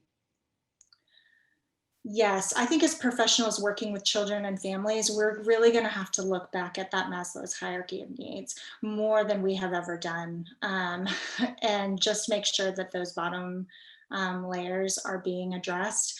I'm big on imagery, and so when I think about those two bottom layers not being met, it's really like somebody's house is on fire. And you can't teach somebody to deep breathe through their house being on fire. Like, there's no calming that down. We've got to put the fire out. We've got to stabilize the situation. And then at that point, we can help them process what just occurred and how to move forward. So that, for me, is the biggest thing as professionals, and for us to just help our community understand that we are not going to be able to function at the same level or capacity that we were able to pre-pandemic, and that we are going to have to make adjustments on our expectations of ourselves and of each other. And that is okay. It doesn't have to mean that that's bad, like we're not being as good as we were before. It just means we need to function on a different expectation scale, and that is okay. Yeah, I like that concept of adjustment of your expectations. Yeah. So at the last question, what you would like to tell your audience about self-care while taking care of others? Yeah, so everybody here knows that it's so important for us to take care of ourselves. But I think I want to point out that it's unusual for all of us to be experiencing similar struggles of our clients. like hour after hour, the similar struggles that what we're experiencing. So I just want to put that out there, that that's not normal. Normally we can't relate to our clients so closely because we're all going through this together. So really making sure that we're looking to each other to support each other during that time, talking it out, making sure that we're okay. I think about an airplane, you know, you've got to be able to put your oxygen mask on in order for you to think clearly enough to put the oxygen mask on the person next to you. And we're going to be responsible for that. And so we need to make sure that we're taking care of ourselves, that we're asking for support from our fellow professionals and from our families. So go find those joy triggers and yeah, let me know what you guys find. That's awesome, Sadaf. Thank you so very much. So if audience, if you have any question, please unmute yourself and you can ask question or you can type in the chat box and we'll be happy to answer. I have a question. I just wanted to know, I know this is different for every person, but is there a general sense in terms of self-care of the amount of time we should be, you know, allotting for that? Because I think a lot of times we say, oh, I'm going to get to that. And so I realize it probably depends on one's stress level, but is there anything that tells us that we should try for X number of minutes per day? Is there a rule of thumb? Sure. I think it depends on the person. Somebody might hear me say, well, it'd be great if you could do 15 minutes a day and then not do that and then feel worse about themselves. So I'm really hesitant to give like a baseline, but instead just asking the individual of what could you commit to? You know, what sounds manageable or reasonable for you to do, whether that's 5 minutes of alone time before your kids wake up and you drink coffee by yourself. By the way, that's me. So that may be enough to get through the morning, or whether that person needs an hour-long run. I mean, it just kind of depends on the individual, and it's really just about what are you willing to commit to that's not going to make you feel bad if you just don't have the ability to do it. Thanks. Anybody else? Or if you can think of any questions later after the presentation or during the day, you can anytime you can email us and we'll try our best to get back to you. It looks like we have a question. Go ahead. I have a question. As an adult, I know we worried about the kids, how much screen time they have a day. Now with the pandemic, as an adult, some of us kind of find new ways to cope with things. And how about like it's not just the kid worry about adults spending more screen time, like watching, you know, Netflix or other things? Like, could that become a concern, or is there a way that we can kind of do that? And because I'm talking about me here. I picked up the habit of watching, like binge watch Netflix a lot.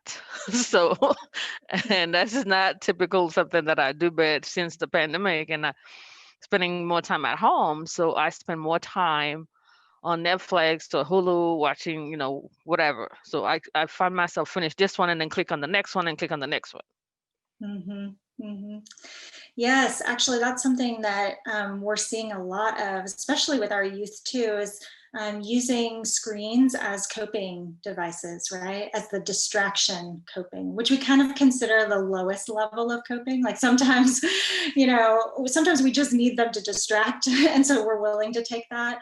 But we really, and it serves a purpose, you know, so that's okay, but it can't be the only thing that we're using to move forward, unless it truly is helping you feel the way that you want to feel. I mean, if this is helping you by zoning out and watching Netflix, which again, I've done it, that might be okay. But if you're coming out of that binge and you're feeling, oh, I didn't do anything, and now I'm feeling tired and I feel worse, then that might not be the best strategy to be used all the time. And it might be time to integrate some other approaches. Thank you. Dr. Patil or Sadaf, do y'all have anything else, kind of any closing statements that you guys would like to share before we step into another break? I have one quick question. Do you have any coping strategies for Zoom fatigue? Oh, yes. So strategies that I think can be helpful is moving our bodies. And because when we are in a Zoom chat, we are really kind of stuck within the square. So getting up, doing like a walk around the house, getting up and watering your plants, like whatever that might look like for you, but just something to help move our bodies, because it is, by the end of the day, you can feel yourself kind of, and so yes, exactly. So helping our bodies remember like, hey, we are here and we're awake and we can, we're able to function, and make sure we're drinking enough water and all of those things, because it can be easy. Yes, it can be easy to just kind of sit here for hours and forget like, oh, I haven't eaten today, or I haven't stood in 3 hours. So yeah, I think those are helpful. Oh, and Josh, to answer your question, I don't think we have anything else. We've listed our email addresses here. So if anybody has any questions or follow-ups that they have and don't want to ask them right now, you can email us. We would be happy to answer them. This is a topic that I feel really passionate about, so it's no bother to reach out to me at all. All right. Well, thank you all both so very much. Again, this is incredible and just incredibly timely. We're going to go ahead and step into a break. We'll reconvene at 11:05. So like Sadaf just said, maybe we just get up and go for a little walk around the house, stretch a little bit, try and move, refocus a little bit, and we'll get back started at 11:05. Hi, everyone. I just want to give one final reminder. This is the last time that we will be sharing the link to sign in. You can see it up there in the upper right-hand corner of the screen. If you have not already done so, please go ahead and sign in so we can make sure to send follow-up emails to you. Thank you so much. All right, everybody, welcome back. Welcome back. If you turned off your video during the break, please feel free to turn it back on. Next, we have Jaime Goldstein, who will talk with us about mindfulness. Jaime Goldstein, mindfulness facilitator and founder of North Texas Center for Mindfulness, is a mindfulness-based stress reduction teacher trained at the University of California, San Diego's Mindfulness-Based Professional Training Institute, and a 200-hour trained yoga instructor with specialized training in children's yoga and trauma-informed yoga. She worked in the schools for 5 years, including an internship as a licensed specialist in school psychology, where she specialized in integrating mindfulness into the therapeutic and classroom setting. She has a bachelor's degree in psychology from the University of North Texas and a specialist degree in school psychology from Texas Women's University. She is inspired to guide others with tools to expand into their full potential through mindfulness. Thank you for joining us today, Jaime. Welcome, everyone. I am so happy to be here today, and I love getting to connect with groups of mental health professionals and those that work with children, as my background is working in the schools. And I saw on the participant registration that there's some licensed specialists in school psychology here today, so it's so great to connect with you in this way. So I am going to start with teaching a little bit about, or sharing a little bit about, the foundations of mindfulness. We'll go through a guided mindfulness exercise, and we'll break out in breakout rooms and get to discuss your experience with a mindfulness practice. And I'll give you some prompts to kind of to stimulate that conversation. And then I'll come back and I'll share some really short mindfulness practices that you can implement in the moment, either for yourself or to share with the children and teens that you work with, because we don't always have 10 minutes to break and just breathe. How can we do things quick in the moment to support us? And first, before I start, I want to guide us through a short grounding practice. And I'm excited when everything with COVID started happening and the shelter in places started happening, I unexpectedly and very gratefully got to spend 4 months in Southern Oregon, in a very rural area in Southern Oregon. It was such a blessing to have that time in nature. So most of the pictures that I've included in this PowerPoint were pictures that I took in Southern Oregon with the redwoods and in the forest. There's a few photos from other forest adventures. So these are the beautiful redwoods of Southern Oregon. So to ground in, just however you're sitting, just take a moment to notice how it feels to be sitting. You might even close your eyes to draw your attention inward, if that feels good for you, or you could keep your eyes open with a relaxed gaze. I'm just starting at the top of your head, bringing your attention to your forehead. With noticing, how does your forehead feel? Do your muscles feel kind of tense or tightened? And you might imagine like a gentle stream of water was running over your forehead, inviting your muscles to soften. And then allowing that stream of water to run down your cheeks, over your jaw. And checking in with your jaw, does it feel clenched or tightened? And if it does, you might open your mouth a bit, creating a little space between your teeth. You might even open your mouth and stick out your tongue to release tension from your jaw for a moment. And then imagining that stream of running water just flowing down your neck, over your shoulders. And you might just, as you inhale, lift your shoulders up towards your ears and then gently drop them down. And you might sigh it out through your mouth, making a sound. And again, you might inhale, lifting your shoulders up towards your ears and then letting them drop down. One more time. Inhale, lifting your shoulders up towards your ears, really feeling that. And as you breathe out, sighing it out, and letting your shoulders drop back down. Feeling that stream of water running down your arms, over your palms, as your palms unclench. And just imagining that stream of water running from the top of your head, down the back of your neck, all the way down your back.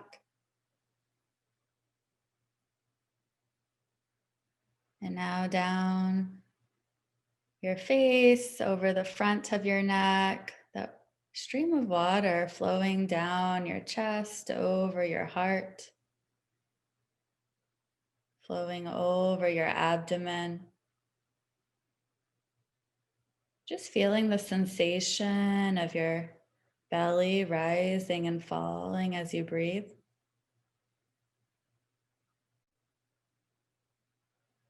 Guiding your attention to your sit bones, feeling your sit bones pressing into the chair.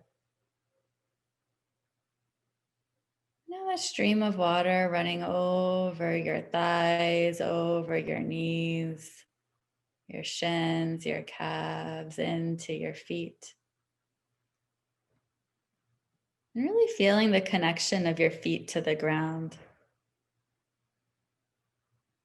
Just like a tree, you might imagine that roots are growing out from the soles of your feet into the earth.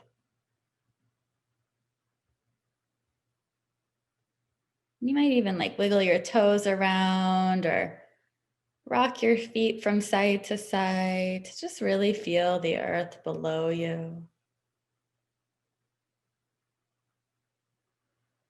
You might just find a little movement, like wiggling your fingers. You might like rotate your wrist, really feeling into that. If your eyes have been closed, you can open up your eyes and just taking a moment, like noticing how you feel now. If you feel any differently than, 5 minutes ago, either in the sensations within your body, like tension, or your emotional state, or the quality of your attention.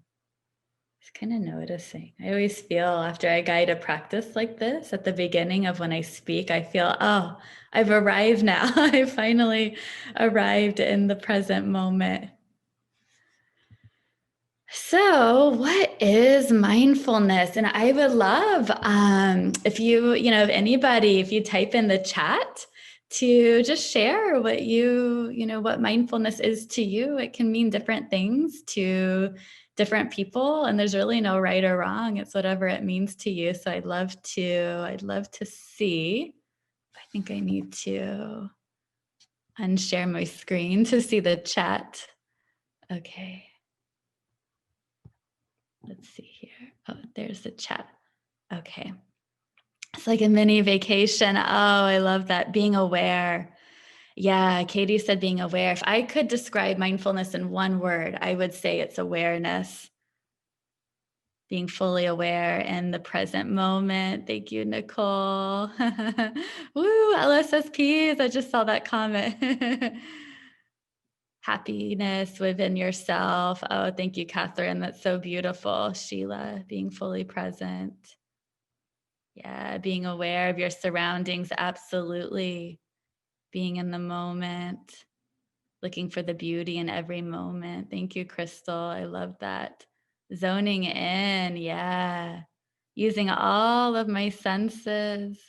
Being aware of the self in the being aware of self in a calm state. Beautiful. Wow, so many comments. I love these. Understanding the feelings you have. Remembering that in the moment you are okay, and that in being willing to let negative thoughts go. Beautiful.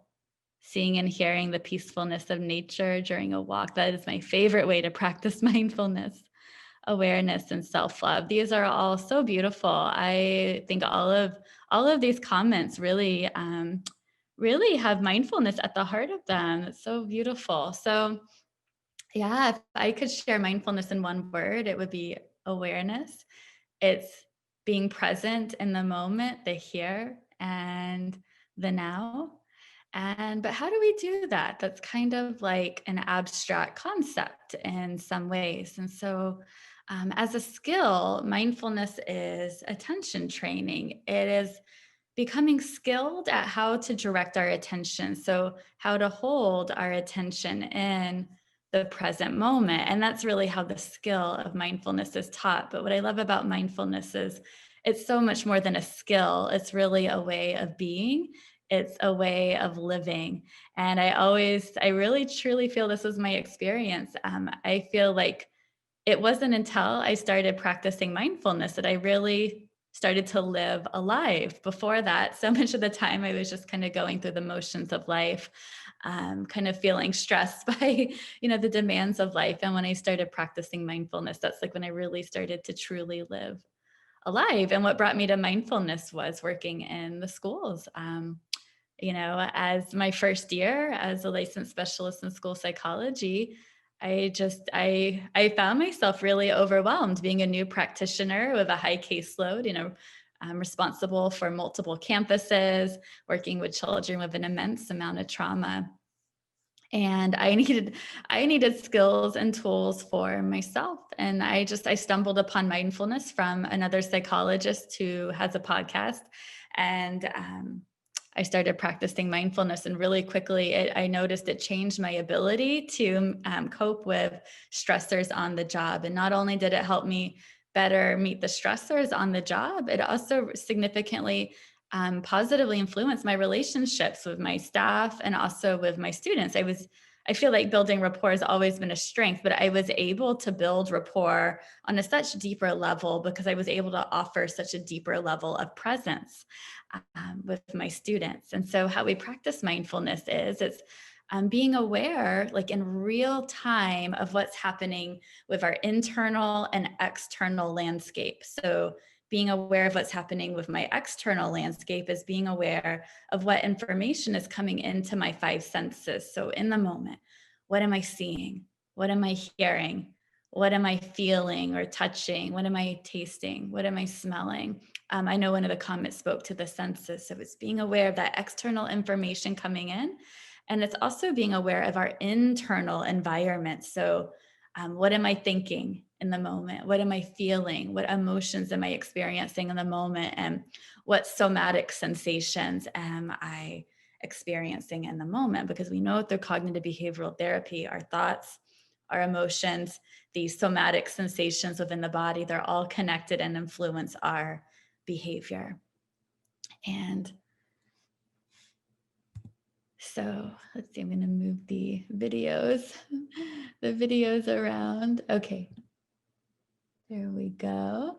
So what is mindfulness? Mindfulness means, this is Dr. Jon Kabat-Zinn's definition of mindfulness. Mindfulness means paying attention in a particular way on purpose in the present moment and non-judgmentally. Let's see here. Okay. And Dr. Jon Kabat-Zinn is who created mindfulness-based stress reduction at the University of Massachusetts Medical School. So how do we practice mindfulness? So it's anchoring ourselves in the present moment by being aware of your five senses, thoughts, and emotions. And usually how we start teaching this, because it does take some practice. It's like a muscle, just as we lift, weights, do bicep curls to build our bicep muscles. Our attention skills can grow through practicing mindfulness. So we usually pick one sensory experience to hold our attention on, like the breath. And I'm about to take us through one of those exercises. And anytime your mind wanders away from the breath, as it naturally will, you just notice, my mind has wandered, and then bringing your attention back to the breath. And the practice of, holding your attention on the breath and noticing, I'm thinking now, and consciously bringing your attention back to the breath and noticing your thinking and bringing it back over and over again. The more we practice that, the greater our ability to stay present in the moment grows. So mindfulness is awareness of your present experience with acceptance and self-compassion. So it doesn't mean we have to like the moment. And it doesn't mean that we have to condone things, that are out of integrity. It just means when we can accept, this is here, right now, it gives us a greater ability to move through like stagnation or feeling stuck or overwhelmed in the moment. And with self-compassion, so treating ourselves just as we would treat, a dear loved one. We're often so much kinder, especially in the way we speak to our dear loved ones as opposed to ourselves. And mindfulness invites us to become friends with ourselves in that way. Dr. Kristen Neff from UT Austin has so much amazing resources out there on mindful self-compassion. So these are the 9 foundations of attitudinal foundations of mindfulness: non-striving, beginner's mind, acceptance, letting go, non-judging, patience, trust, gratitude, and generosity. And Dr. Jon Kabat-Zinn has resources if you'd like to get more into it. I want to make sure we spend our time getting to practice mindfulness, because you can intellectualize mindfulness all day long, but maybe never have once experienced it. It's something we experience through embodiment. And so I find that to be the best teacher of mindfulness. So why is mindfulness helpful? Well, it regulates the nervous system by shifting one from the stress response, sympathetic nervous system activation, to the relaxation response, parasympathetic nervous system activation. So it allows us to feel calmer and more at ease, to think clearer. You've probably noticed when you're stressed out and overwhelmed and frazzled, it's really hard to think clearly. And it helps us consciously respond as opposed to unconsciously or automatically reacting This is so huge. And this is why I was so passionate about teaching this to my students when I was in the schools. I really specialized in integrating mindfulness into the therapeutic and classroom settings. Is when we practice mindfulness, we create space. So I can consciously respond to my triggers, my stressors, as opposed to unconsciously or automatically reacting. Mindfulness widens our window of tolerance. This is the concept by Dr. Dan Siegel.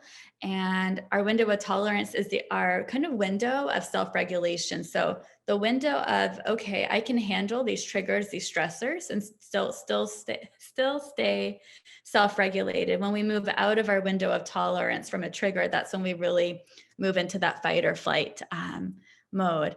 And so mindfulness helps widen our window of tolerance. So we can still have stressors, and we can actually even handle more stressors and more triggers and still stay self-regulated. And I find that to be incredibly empowering. Dr. John Kabat-Zinn, it's a Hawaiian proverb that he often quotes, and it's, you can't stop the waves, but you can learn to surf. So stress is going to happen in life. It's just something that's common to us all as a human experience, and we can't stop stressors from happening. But what we do have empowerment is how we surf the waves of the stressors. Can we learn to surf the waves with more equanimity, or get kind of tossed around and pummeled by the waves? And what we have a lot of empowerment to do through mindfulness and learning other resilience strategies is to learn how to surf those waves. So, and mindfulness rewires the brain. And there's so much research on that. I actually have a little video on the neuroscience of mindfulness on my website. It's a short video, so feel free to check that out later. Why is mindfulness helpful? It increases emotional regulation, emotional well-being. It improves social skills. It improves focus and attention, working memory, actually improves our sleep, and it helps with somatic symptoms associated with stress. So many different, and chronic illnesses and medical conditions are exacerbated by stress. So practicing mindfulness helps reduce our stress and helps reduce those symptoms as well. Here are just a few other benefits of mindfulness. I'll just let you read through those. There's just so many. And so now we'll go through a short breathing practice. So I just invite you to find a nice way to, feel comfortable in how you're sitting. We often have this idea that in mindfulness or meditation that, we have to sit like with our spines perfectly aligned to the sky, but we really don't have to. We want our bodies to be comfortable. I think that's most important. If you can, feel the connection of your feet on the ground. If you have like a pillow or something, you might place it between your lower back and the back of your chair, just to give yourself a little more comfort. And maybe closing your eyes to turn your attention inward, or just have a nice, soft, relaxed gaze with open eyes, whatever feels better for you.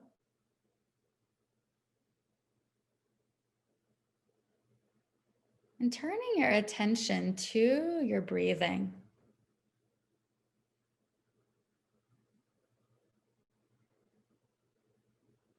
And just noticing how it feels to breathe it in. And noticing how it feels to breathe it out.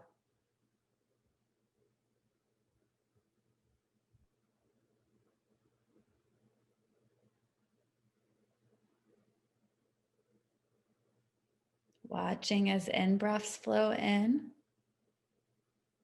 and as out-breaths flow out.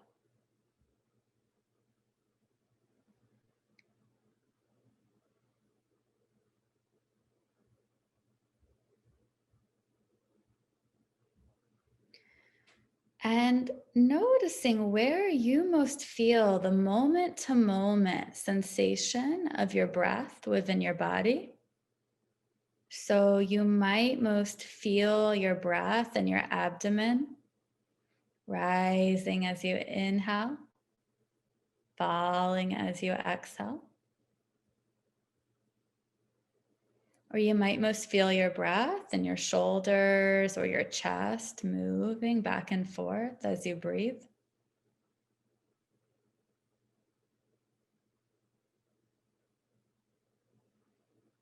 Or maybe you most sense your breath in your nostrils. The slightly cooler air flowing in on the inhale. The slightly warmer air flowing out on the exhale. So there's no right or wrong here.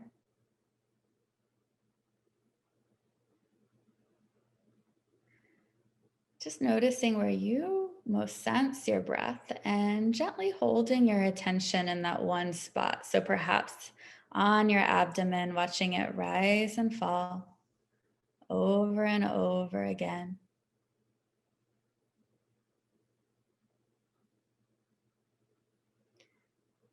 And you can allow your breath to be effortless and easeful. There's no need to try to change the breath in any way.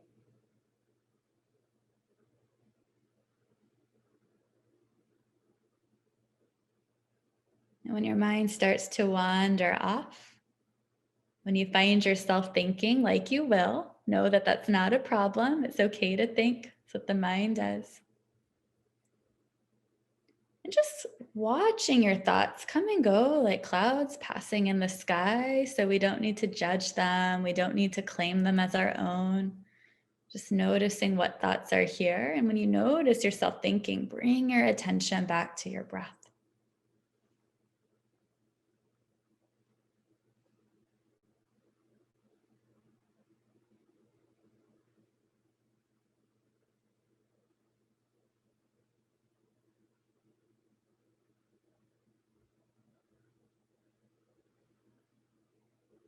Noticing as the in-breath flows in, and there's that moment of stillness, that moment of silence.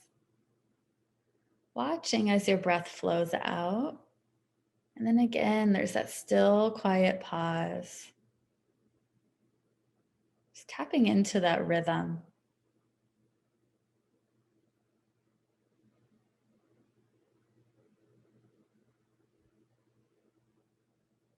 And when you find yourself thinking, you might even say in your mind, oh, I'm thinking. And then purposefully bring your attention back to the breath.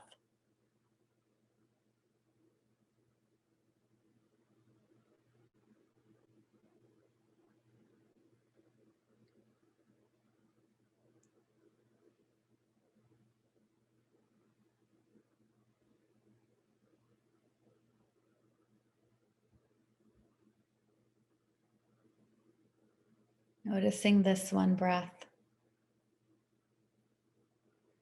Now this one breath. Now this one breath.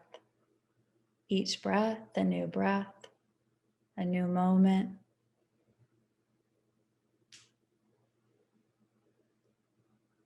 Each in-breath bringing in a new moment. And each out-breath letting go the past moment.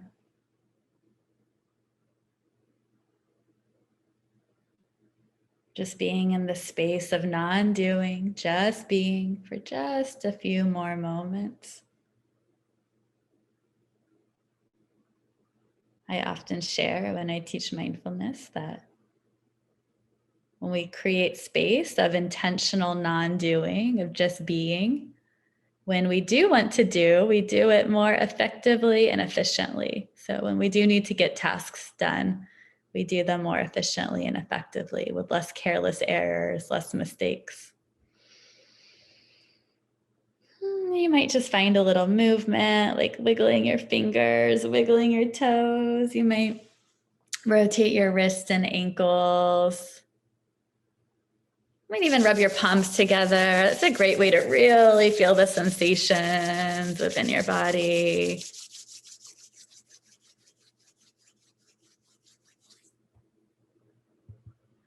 And I'll put us in some breakout rooms in small groups. So you'll get a chance to actually share, because this is where we really get to integrate the mindfulness practice. So you'll get to share with a small group of peers. And I'll type these questions in the chat because I think, I don't think the share screen is still there when we move into the breakout room, so you can reference them in the chat. So what was your experience with this practice?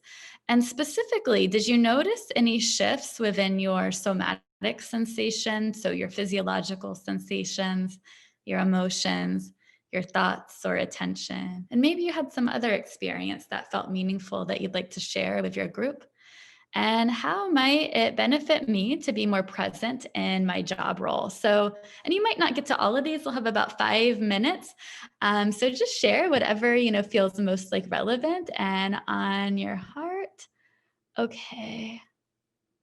Oh, perfect. Somebody, Alyssa, thank you so much for sharing. Okay, so I'm gonna put us in the breakout rooms, and if someone, okay, so there's 87 people. Okay, perfect. So, and when the breakout rooms end, I'll close the breakout rooms and you'll have a minute to either finish up conversation. It will automatically bring you back to the group space that we're in right now, or there'll be a button you can click on and you can just come back immediately as well. So I'm just gonna take just a moment to get these breakout rooms together. Okay, so there we go. Perfect. So it looks like you'll be in a breakout room group of 3. So here we go. It will take a moment it might take a minute to kind of bring you into your breakout room. So what was your experience with this practice? Did you notice any shifts with your somatic sensations or emotions, thoughts and attention? How might it benefit me to be more present in my job role? Well, my 2 cents is, it was certainly, in terms of shifts with somatic sensations, it's calming, it's soothing. I didn't necessarily notice any shifts in thoughts or attention. I didn't notice any changes there personally, but overall, I would notice it being helpful in my job role in terms of, I think it would help me to be more present and probably more relaxed and attentive overall, particularly in this current mode that we're in with more, telehealth and more Zoom and virtual meetings all the time. All of us are experiencing more of that overall. Oh, definitely. I had a telehealth session this morning at 8 before I joined in here, and DoxyMe was giving me a headache because it wasn't working. And then I come, I then do this training, and I realized when we took one of our breaks, I stood up. I was like, I don't think I've stood up in 2 or 3 hours, Yeah. And so I was, they said, walk around the room, check your plants, whatever it is. It was like, I just need to stretch and get some water. And then when she did the first mindful activity of just kind of closing your eyes in your office and kind of breathing, and she'd put that tree up to kind of think about, something that's a little bit more calming. It's kind of like refocusing yourself.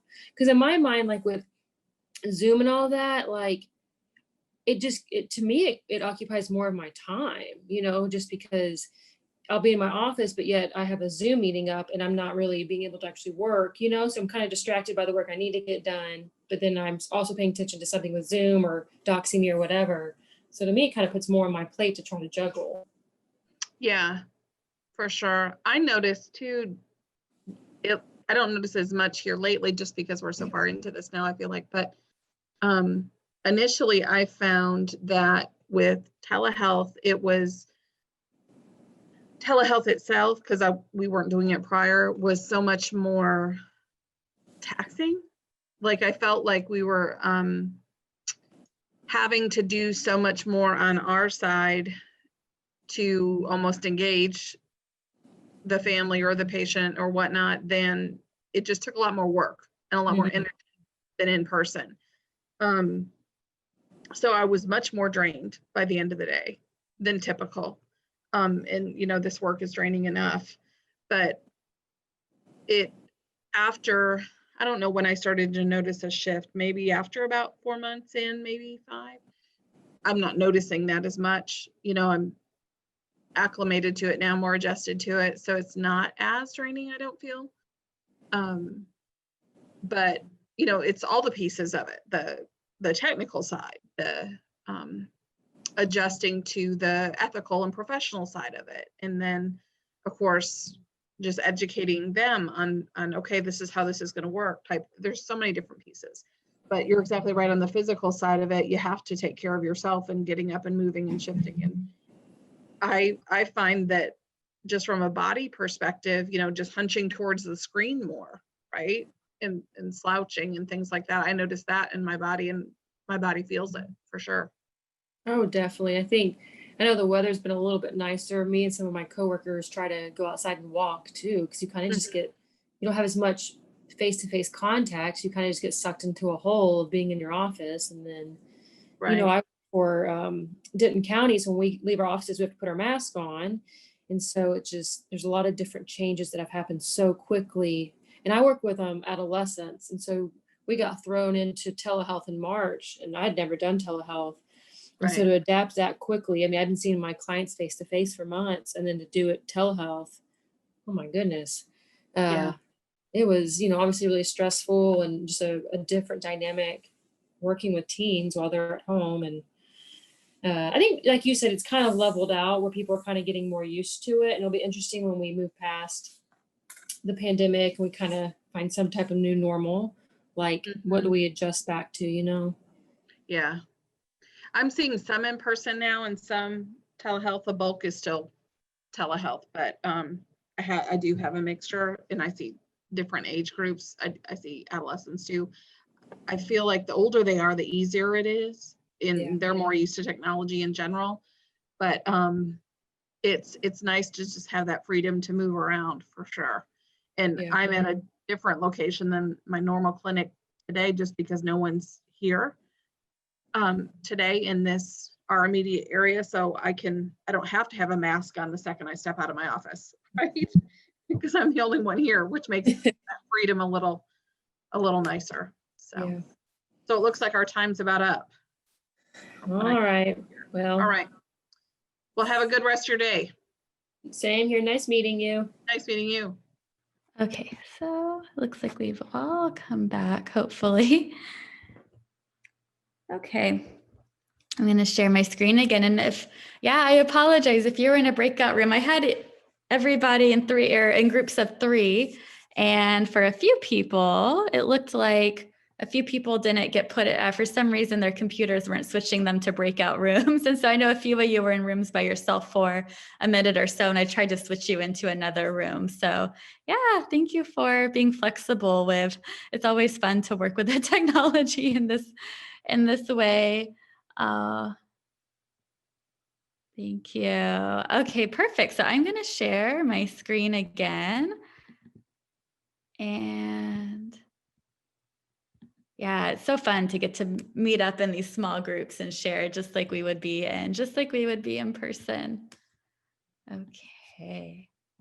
Oh, okay. So how I thought we'd spend this last portion of our time together is to share a few short practices that you can implement in the moment. And they're things you can do for yourself because, as most of us in these roles where we're working with children and teens, it can be stressful. So, and when we can approach the moment in a situation with a self-regulated central nervous system, the nervous systems of those that we work with will mirror due to something called mirror neurons in our brains. Our nervous systems actually mirror the nervous systems of others. And when I really started practicing mindfulness, my assistant principal would like text me or call me or on the walkie-talkie or whatever, and we would have a student kind of in a crisis or an escalation, and she would say, "Can you bring your magic presence over?" And I'm not saying that to like make myself sound good. It's not anything about me personally. It's because I learned these mindfulness skills and how to regulate my central nervous system, and anybody can do that, and it would instantly kind of calm a student. And I have, so you, I think you all have these PowerPoints. So, we won't have time to go through all of these in depthly. So, but I have all the instructions in these PowerPoints that you can refer to later.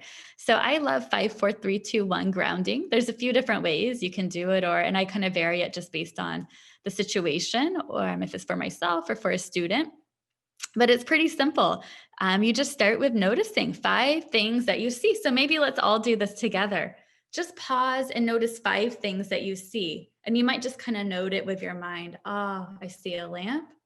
I see the computer. I see the light fixture. Just find 5 things and just kind of notice. Really notice the colors, the texture, what you're seeing. And so now notice 4 things that you can touch or feel.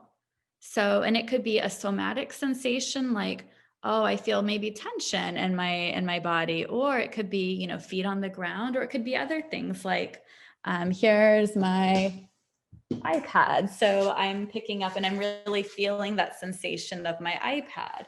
And here is a little coaster and really feeling that. So notice 4 things you can feel. Might even be like, oh, my sleeve on my arm, you can feel that, or my hair against my neck. Now notice 3 things that you can hear. So you probably hear the sound of my voice. You might hear the sound of your breathing. Maybe there's another sound like outside the room you're in that you can hear. You can even create a sound, like you can rub your palms together and create a sound.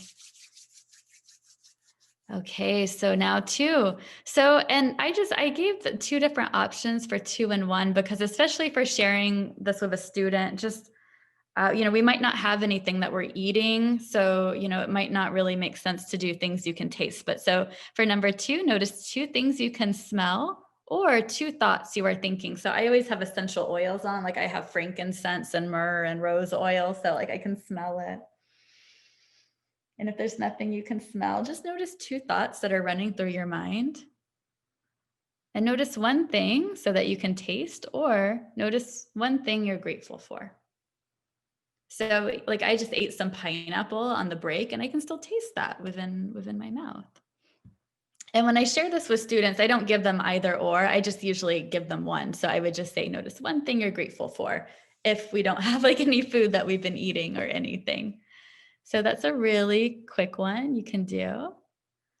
Taking a gratitude moment. I know in our last presentation, we mentioned gratitude. So, and just try this right now. What are 3 things you're grateful for in this moment? And just think about them. They can be small, they can be big, doesn't matter.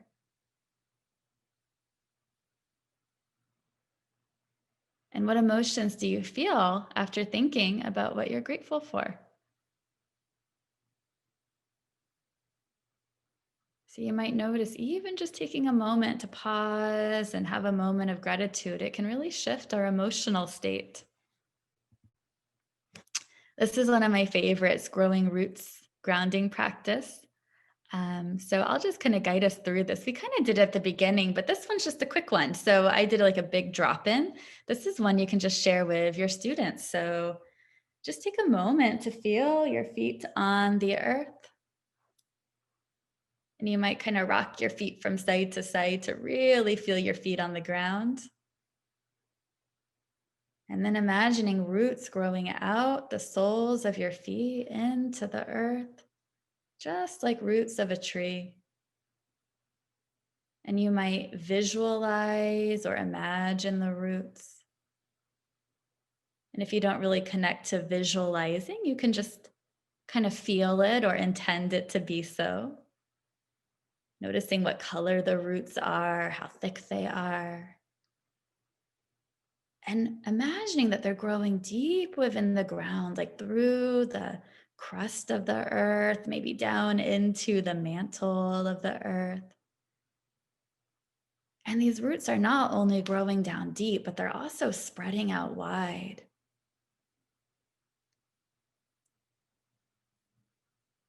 So just taking a few breaths, feeling your feet connected to the ground, feeling the roots growing deep within the earth. And when we're rooted to the earth like this, no matter what winds of life come and change, or those days that it's like a windy storm comes in, we can still stay rooted to the earth. So we might sway around like a tree swaying in the wind, but we don't break. So just taking another breath into the space, feeling your feet on the ground.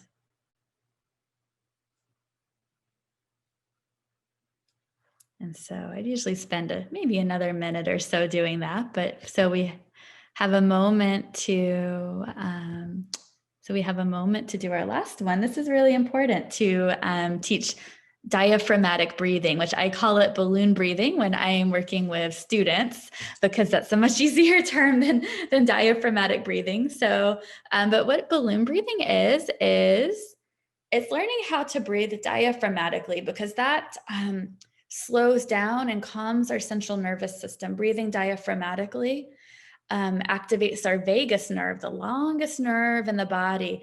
And the vagus nerve is a key player in moving us from that stressed out fight or flight to the parasympathetic nervous system functioning, where we feel more at ease and calm and relaxed. So for your balloon breathing, place your hands on your belly if you can, and grow your spine up to the sky if you can. And so just take a moment to feel your natural rhythm of breath and how your breath will naturally move your belly as you breathe in and out. And now as you inhale, pretend like you have a balloon in your belly.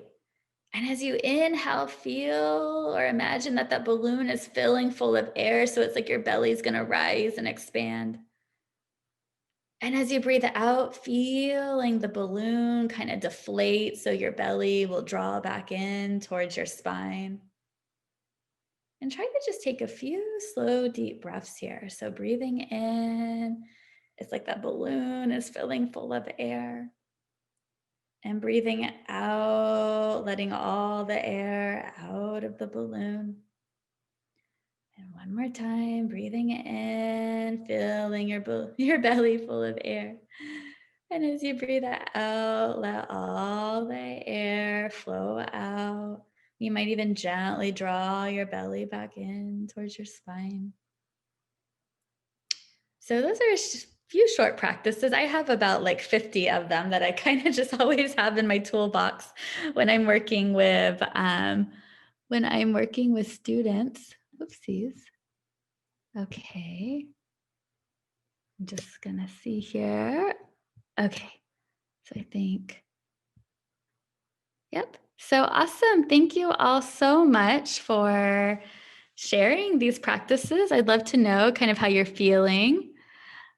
I'm just looking through the chat, and I'll still be tuned on here when this last part of networking. So feel free to ask me any questions then. Oh, thank you so much, everyone. I'm kind of just looking through the comments. Wonderful. And I'll share my email in here. And my website's just I'll share my website too. I do have some free resources on there. And then also on like Facebook and Instagram, North Texas Center for Mindfulness. I like to share a lot of free resources through my email list as well. So I'll share my email and my website for you. All right. Well, thank you so much, Jaime. That was really, really valuable. And part of me feels like I need you to give an inspirational speech to try and pump me back up, because I'm so relaxed and I don't think I want to work the rest of the day. Which is just a testament to how great of a job you did. So again, thank you for sharing your expertise with us and leading us through that. Oh, you're so welcome. So I have just a couple of announcements before we wrap up today's workshop. This morning, we mentioned an online evaluation for today's event. Please take a moment to visit the link on your screen before leaving today's event to complete the evaluation. Please make note of the email you use when filling out the evaluation. When you submit your completed eval, a CEU certificate will be sent to the email address that you have entered so you can access it and print it later. We take your feedback very seriously and use it to plan the topic speakers and themes and format for our future workshops. So we ask that you take a moment to complete the evaluation now. After completing the evaluation, feel free to share information about your organization in the chat box. We will keep this Zoom session open until 12:30 to allow for networking. Again, thank you all for spending your time with us today, and have a fantastic afternoon. So the first link was a sign-in. When I get access to that sign-in, then I will send an email afterward, and it will contain the link that you see on your screen now. The link that you see on your screen now is the evaluation link, and that is the link that needs to be filled out in order to get CEUs or a certificate of attendance. Does it make sense? Okay, all right, thank you. Elisa, this is Julie. I noticed you recorded this. Are you going to be sending that recording out or a link for it? Because I had to hop off and on. And so if what I missed was even close to as good as what I heard, I definitely want to go back and listen to the rest of it. I can promise you it was just as good. And yes, I will be sharing that link. It will be on the website no more than 2 weeks after the presentation. A link to the video will be on the website on watchdenton.org. And for those of you who are remaining on here, once you complete the eval, if you wouldn't mind just putting some information about your organization in the chat bar, we'd love to be able to connect and see how many different people from different organizations, different school districts, different community providers are here, so that we, just as members of the Watch Coalition, can continue to learn more about who all is being represented in our local community. So much of what we do is based on our connections together. And so I'm finishing up my eval. I'm going to put a little bit about Connections Wellness, which is where I'm working. And I would love for each of you to do the same if you have a couple of spare minutes. Hi, everyone. Elisa again. I just wanted to share that if you are interested in joining the Watch Coalition, you can email me and I will connect with you about what Watch does and how you can get involved. So if you are interested, please feel free to email me at elisa.quimby@cookchildrens.org. You can also visit our website, and there is a link there that'll tell you a little bit more about what the Watch Coalition does. I love that everyone is sharing information about their organizations. If there is anyone in the audience that has a question about those organizations, please feel free to reach out to those folks. Otherwise, if they happen to log off before you have a chance to connect with them, you can connect with me and I can connect the two of you. Hi, everyone. I can see that we still have 26 participants on, and I love that you guys are sharing your resources in the chat box. Thank you for doing that. I just wanted to remind you that we do have two of our presenters here still with us, Jaime, who did the presentation on mindfulness, and Yamuna, who did the presentation on internet safety. And so if you had a question for them, now would be a great time to reach out. And thank you, ladies, for hanging out. Jaime, I don't have a question, but I was involved in helping to organize this event a little bit. And it's very interesting how the concept of mindfulness has come up in different ways in my life since we started talking about this. I've seen an article online and it was talking about the blowing out is the most valuable part of the stress relief. Absolutely, yeah. And then I just happened to see this video online of Anderson Cooper from CNN interviewing Jon Kabat-Zinn. Yeah. And, it's like, God, this is the guy that, really probably started this whole movement of mindfulness. And he did, yeah, in the 70s. And Anderson Cooper, he practices an hour of it every morning before he starts his day. I don't think I could do an hour, but I can maybe commit to 5 minutes. But I just thought it was so interesting that this whole concept of mindfulness has come up in various ways in my life recently. Oh, that's and so wonderful. I was so appreciative that you could come on and talk about it with all of us. It was really, really helpful. And I hope it's something that we can, or I can get other people to become aware of and practicing it. Yeah, it's such a powerful practice. And like you said, so sometimes we think, oh gosh, we think it needs to be this lofty practice. Like I have to dedicate 30 minutes every day or an hour every day, but 5 minutes goes so far. Even just, even just, like, cause sometimes when we wake up in the morning, we might, especially so many of us have our alarm clocks on our phone, it's like to just reach for the phone. But if you can spend 5 minutes of just breathing, just really feeling into like grounding in your body, it can change the whole tone of your day. I've experienced from my own experience and hearing from others. So 5 minutes is so fabulous. And it's amazing, like you said, with the breath, because breathing in kind of really activates more alertness, and then breathing out is what is like the break, the slow down. And so there's so many amazing things we can do with our breath. Go ahead. I was going to tell you, we've been implementing TBRI strategies at our agency, trust-based relational intervention strategies. Yamuna's familiar with those too. And one of the things we teach the kids is to blow on your soup. You blow 3 times, and it's amazing how it brings down your stress level. And magic mustache, where you push right here under your nose on your top lip, and it has that, what you were talking about, it triggers a different part of the nervous system. You call it mac and cheese. And if you can I know a 2-year-old that does that. Her mom has taught her from the beginning. She'll walk around and she'll say, how do you blow my soup? Oh, that is so cute. I love that. I actually do hot chocolate. We blow out, we cool off our hot chocolate by doing that. I'm feeling that. That is perfect. I love that. Yeah, I teach preschool. I teach preschool mindfulness. So I even, our little 2-year-old, they love to like blow out their hot chocolate, or we'll do pretend like you're holding a flower and breathe in and smell the flower. And then it changes to a birthday candle. And as you breathe out, blow out the birthday candle. So they love it. It's so much fun.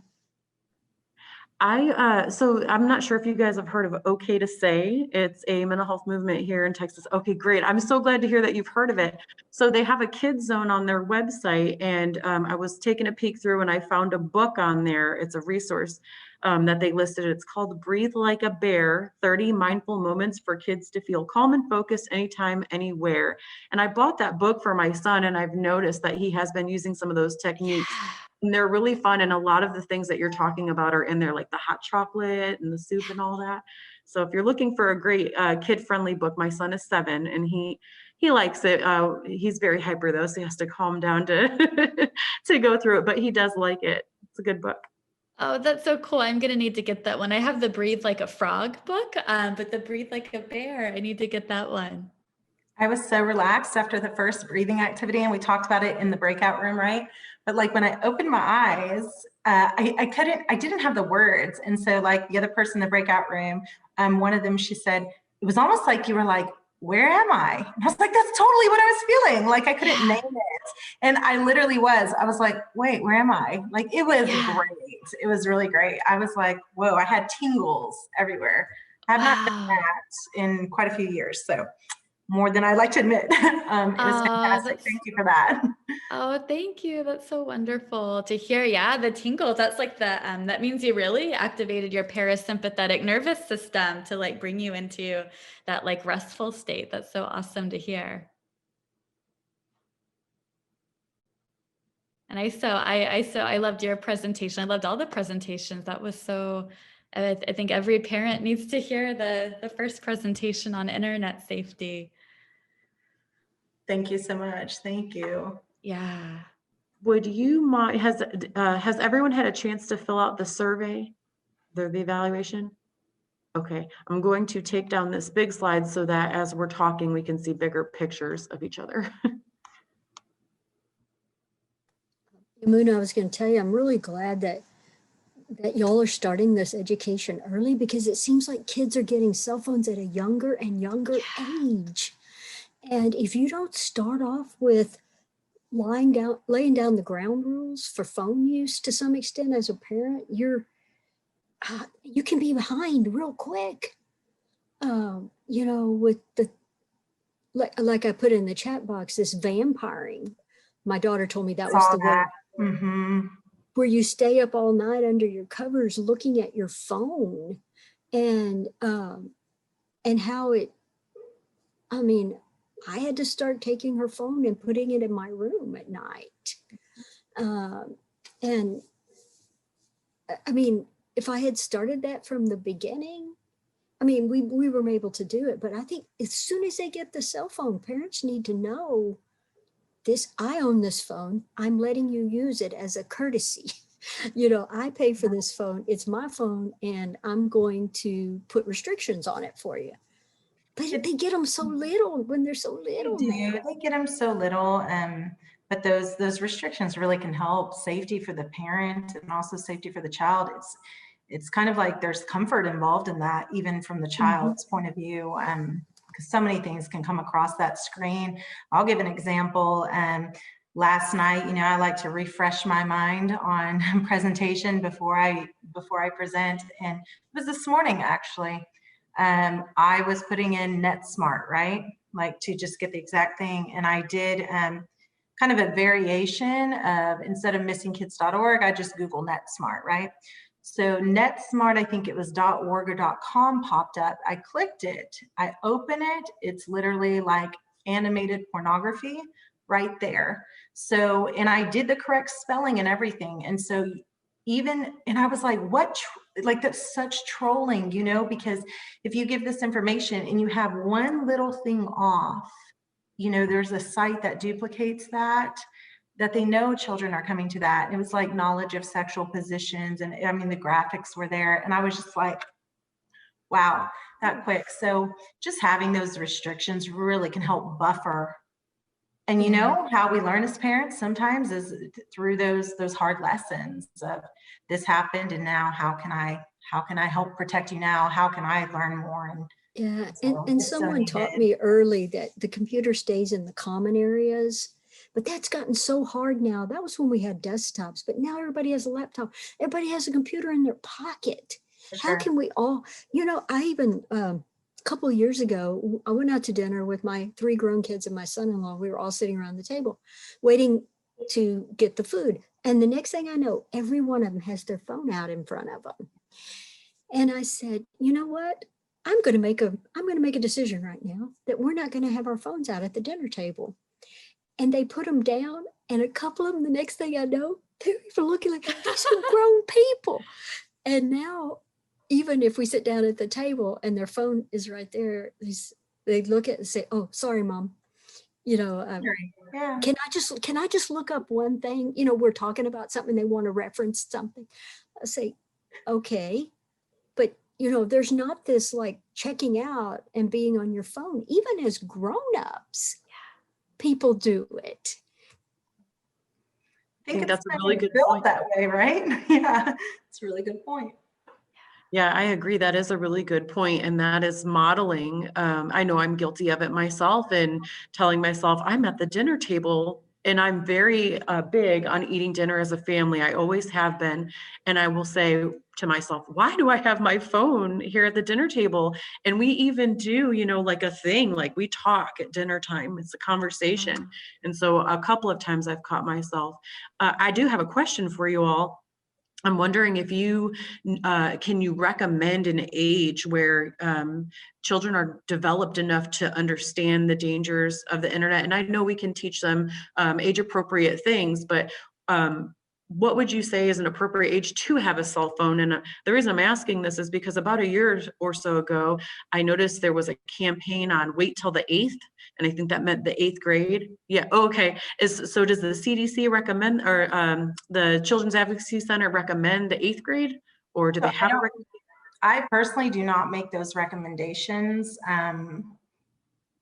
You know, it's like I'm not promoting anything. I'm giving parents like, here are these resources, these are these tools, do your research. But that is a widely known thing. I couldn't remember the name of it, but I knew it was like that 12, 13 years old. It's the 8th, just brain development wise, being able to understand a little bit more. But I will say, y'all, kids are so smart. And even if you're waiting, they see information on other children's phones. Not just that, but I know some high schoolers, even with their monitoring apps and everything on there, they've become super smart, and they'll just give their phone that has a tracking or monitoring app on it to another student. It's like that student has like a little business. They have their profile, they go in it and do what they want. And so the parent thinks this is where my child is, or at the library after school doing this. But because there's no communication between, hey, I can see everything they're doing on their device, that student now actually may be more vulnerable. So I always try to provide, like, here are the resources. It's that ongoing conversation now. And how safe does that child feel? If they've broken that social media rule, can they still come and talk to you?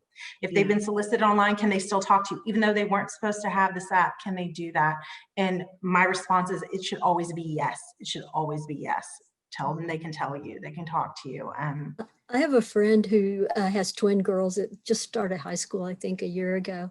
And she went and got them little flip phones that you can't even get on the internet on. And just like for emergency calls, call or text your mom. And, you know, parents can put restrictions on, but it won't keep them from looking at somebody else's phone or going online surreptitiously looking at things. But it keeps it from being quite as readily available. It's not as easy as having that computer in your pocket that's automatically connected to the internet. And then going back to the table thing, I'm going to tell you, when my phone's across the room and it dings like a text message or it rings, how hard it is for me to not get up and go check it. I ask permission. I say, okay, I'm expecting da-da-da-da-da. Is it okay if I go look at my phone real quick? Because it's hard. We're so conditioned to that. And I think it's built that way. But to answer your question, that is what I would recommend, that later grade. Does that mean I'm following that same recommendation? Full disclosure, no, I'm not. I really think having those conversations, learning, I mean, kiddos will be sitting in the living room playing on their little iPad or their device and teaching me how to play that game right with them. That's fun. That can still be time spent together. But just for the things that children see on their device or on another student's device sometimes can be really like traumatic.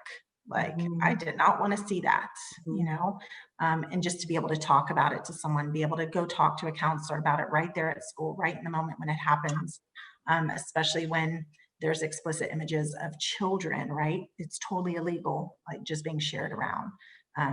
And so knowing that, and so that's part of every curriculum piece at the school, is letting children know that. But I think it's a lot. I think it's important that they know they can tell you anything, or they have those other people that they can talk to. I used to tell mine, okay, it sounds like that's a question for somebody that I know would be a trusted person.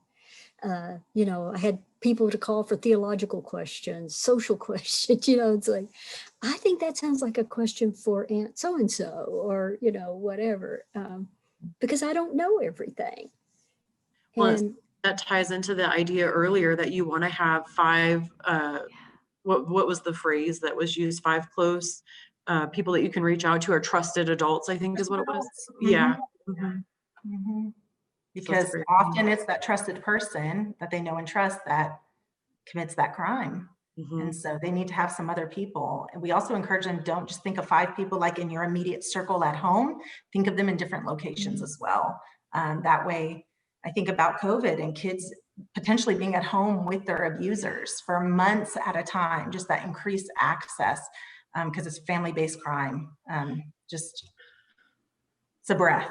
I need more mindfulness now, right? Right, Jamie? Thank you for that. No, I really do take that with me, and I hope there were some good tools and resources that people can take with them and feel like, well, I have some information I can look at now. And I will be sending you a book list. I reached out to our whole clinical department for books on different ages, because I did have that question in the chat, and so I don't want to just provide something for 2 and 3 littles, but I want to also provide it for those teens. Yeah, that's great. I can share that when we share the resources on the website. I'll put the slide shows, the video, everything up there, everything that you offer, the handout that you had offered, that'll go up there as well.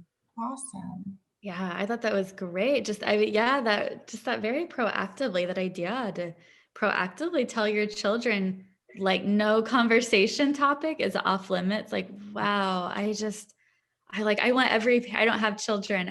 I work with children all the time, but I don't have them. But like all of my friends who have children, I'm like, oh my gosh, I want them to listen to that presentation you gave, because it's like every parent needs to hear this information. I'm just thinking of my own upbringing.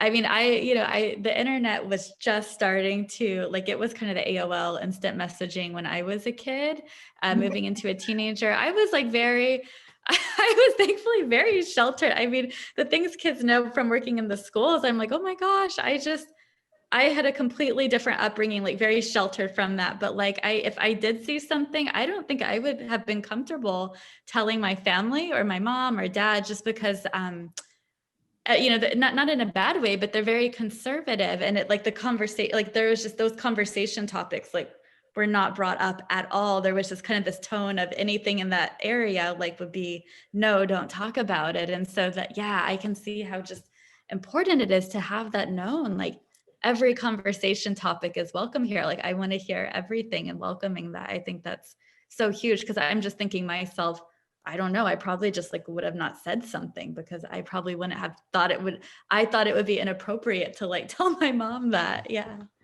Or use these words, Yeah. I have one funny story to tell you about using the right words. My brother, when his daughter was like 3, and this was 30 years ago, so this kind of talk was not real common with everybody. They were sitting in a restaurant, and a waiter walked by, and Alex says, "He has a penis." And the waiter says, "What did she say?" And my brother said, "She said you like peanuts." Come back.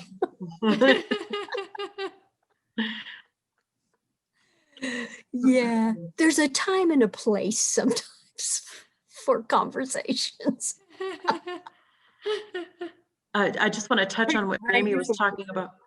I'm sorry? No, I said, what a great use of words. Like, appropriate though, right? It's like, I learned this. You have a penis. Go ahead.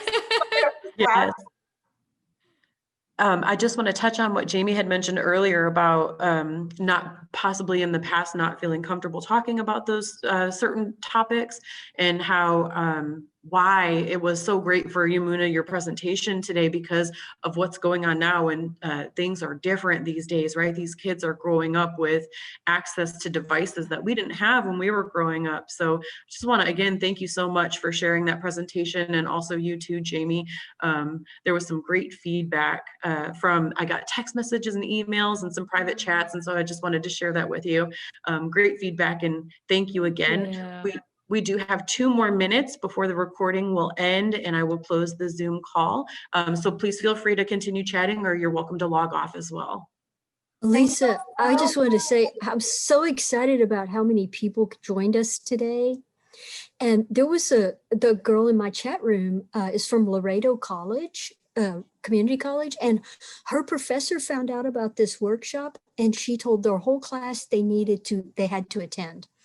And they're all training to be occupational therapy assistants. You may know the professor, I don't know, but I thought I saw these people from Laredo, and the whole class of OTA assistant students was required to attend the workshop. And she said she really appreciated it. So. Oh, that's great. Yes, I was getting emails from them this morning saying, I'm supposed to attend this. Can I have the link?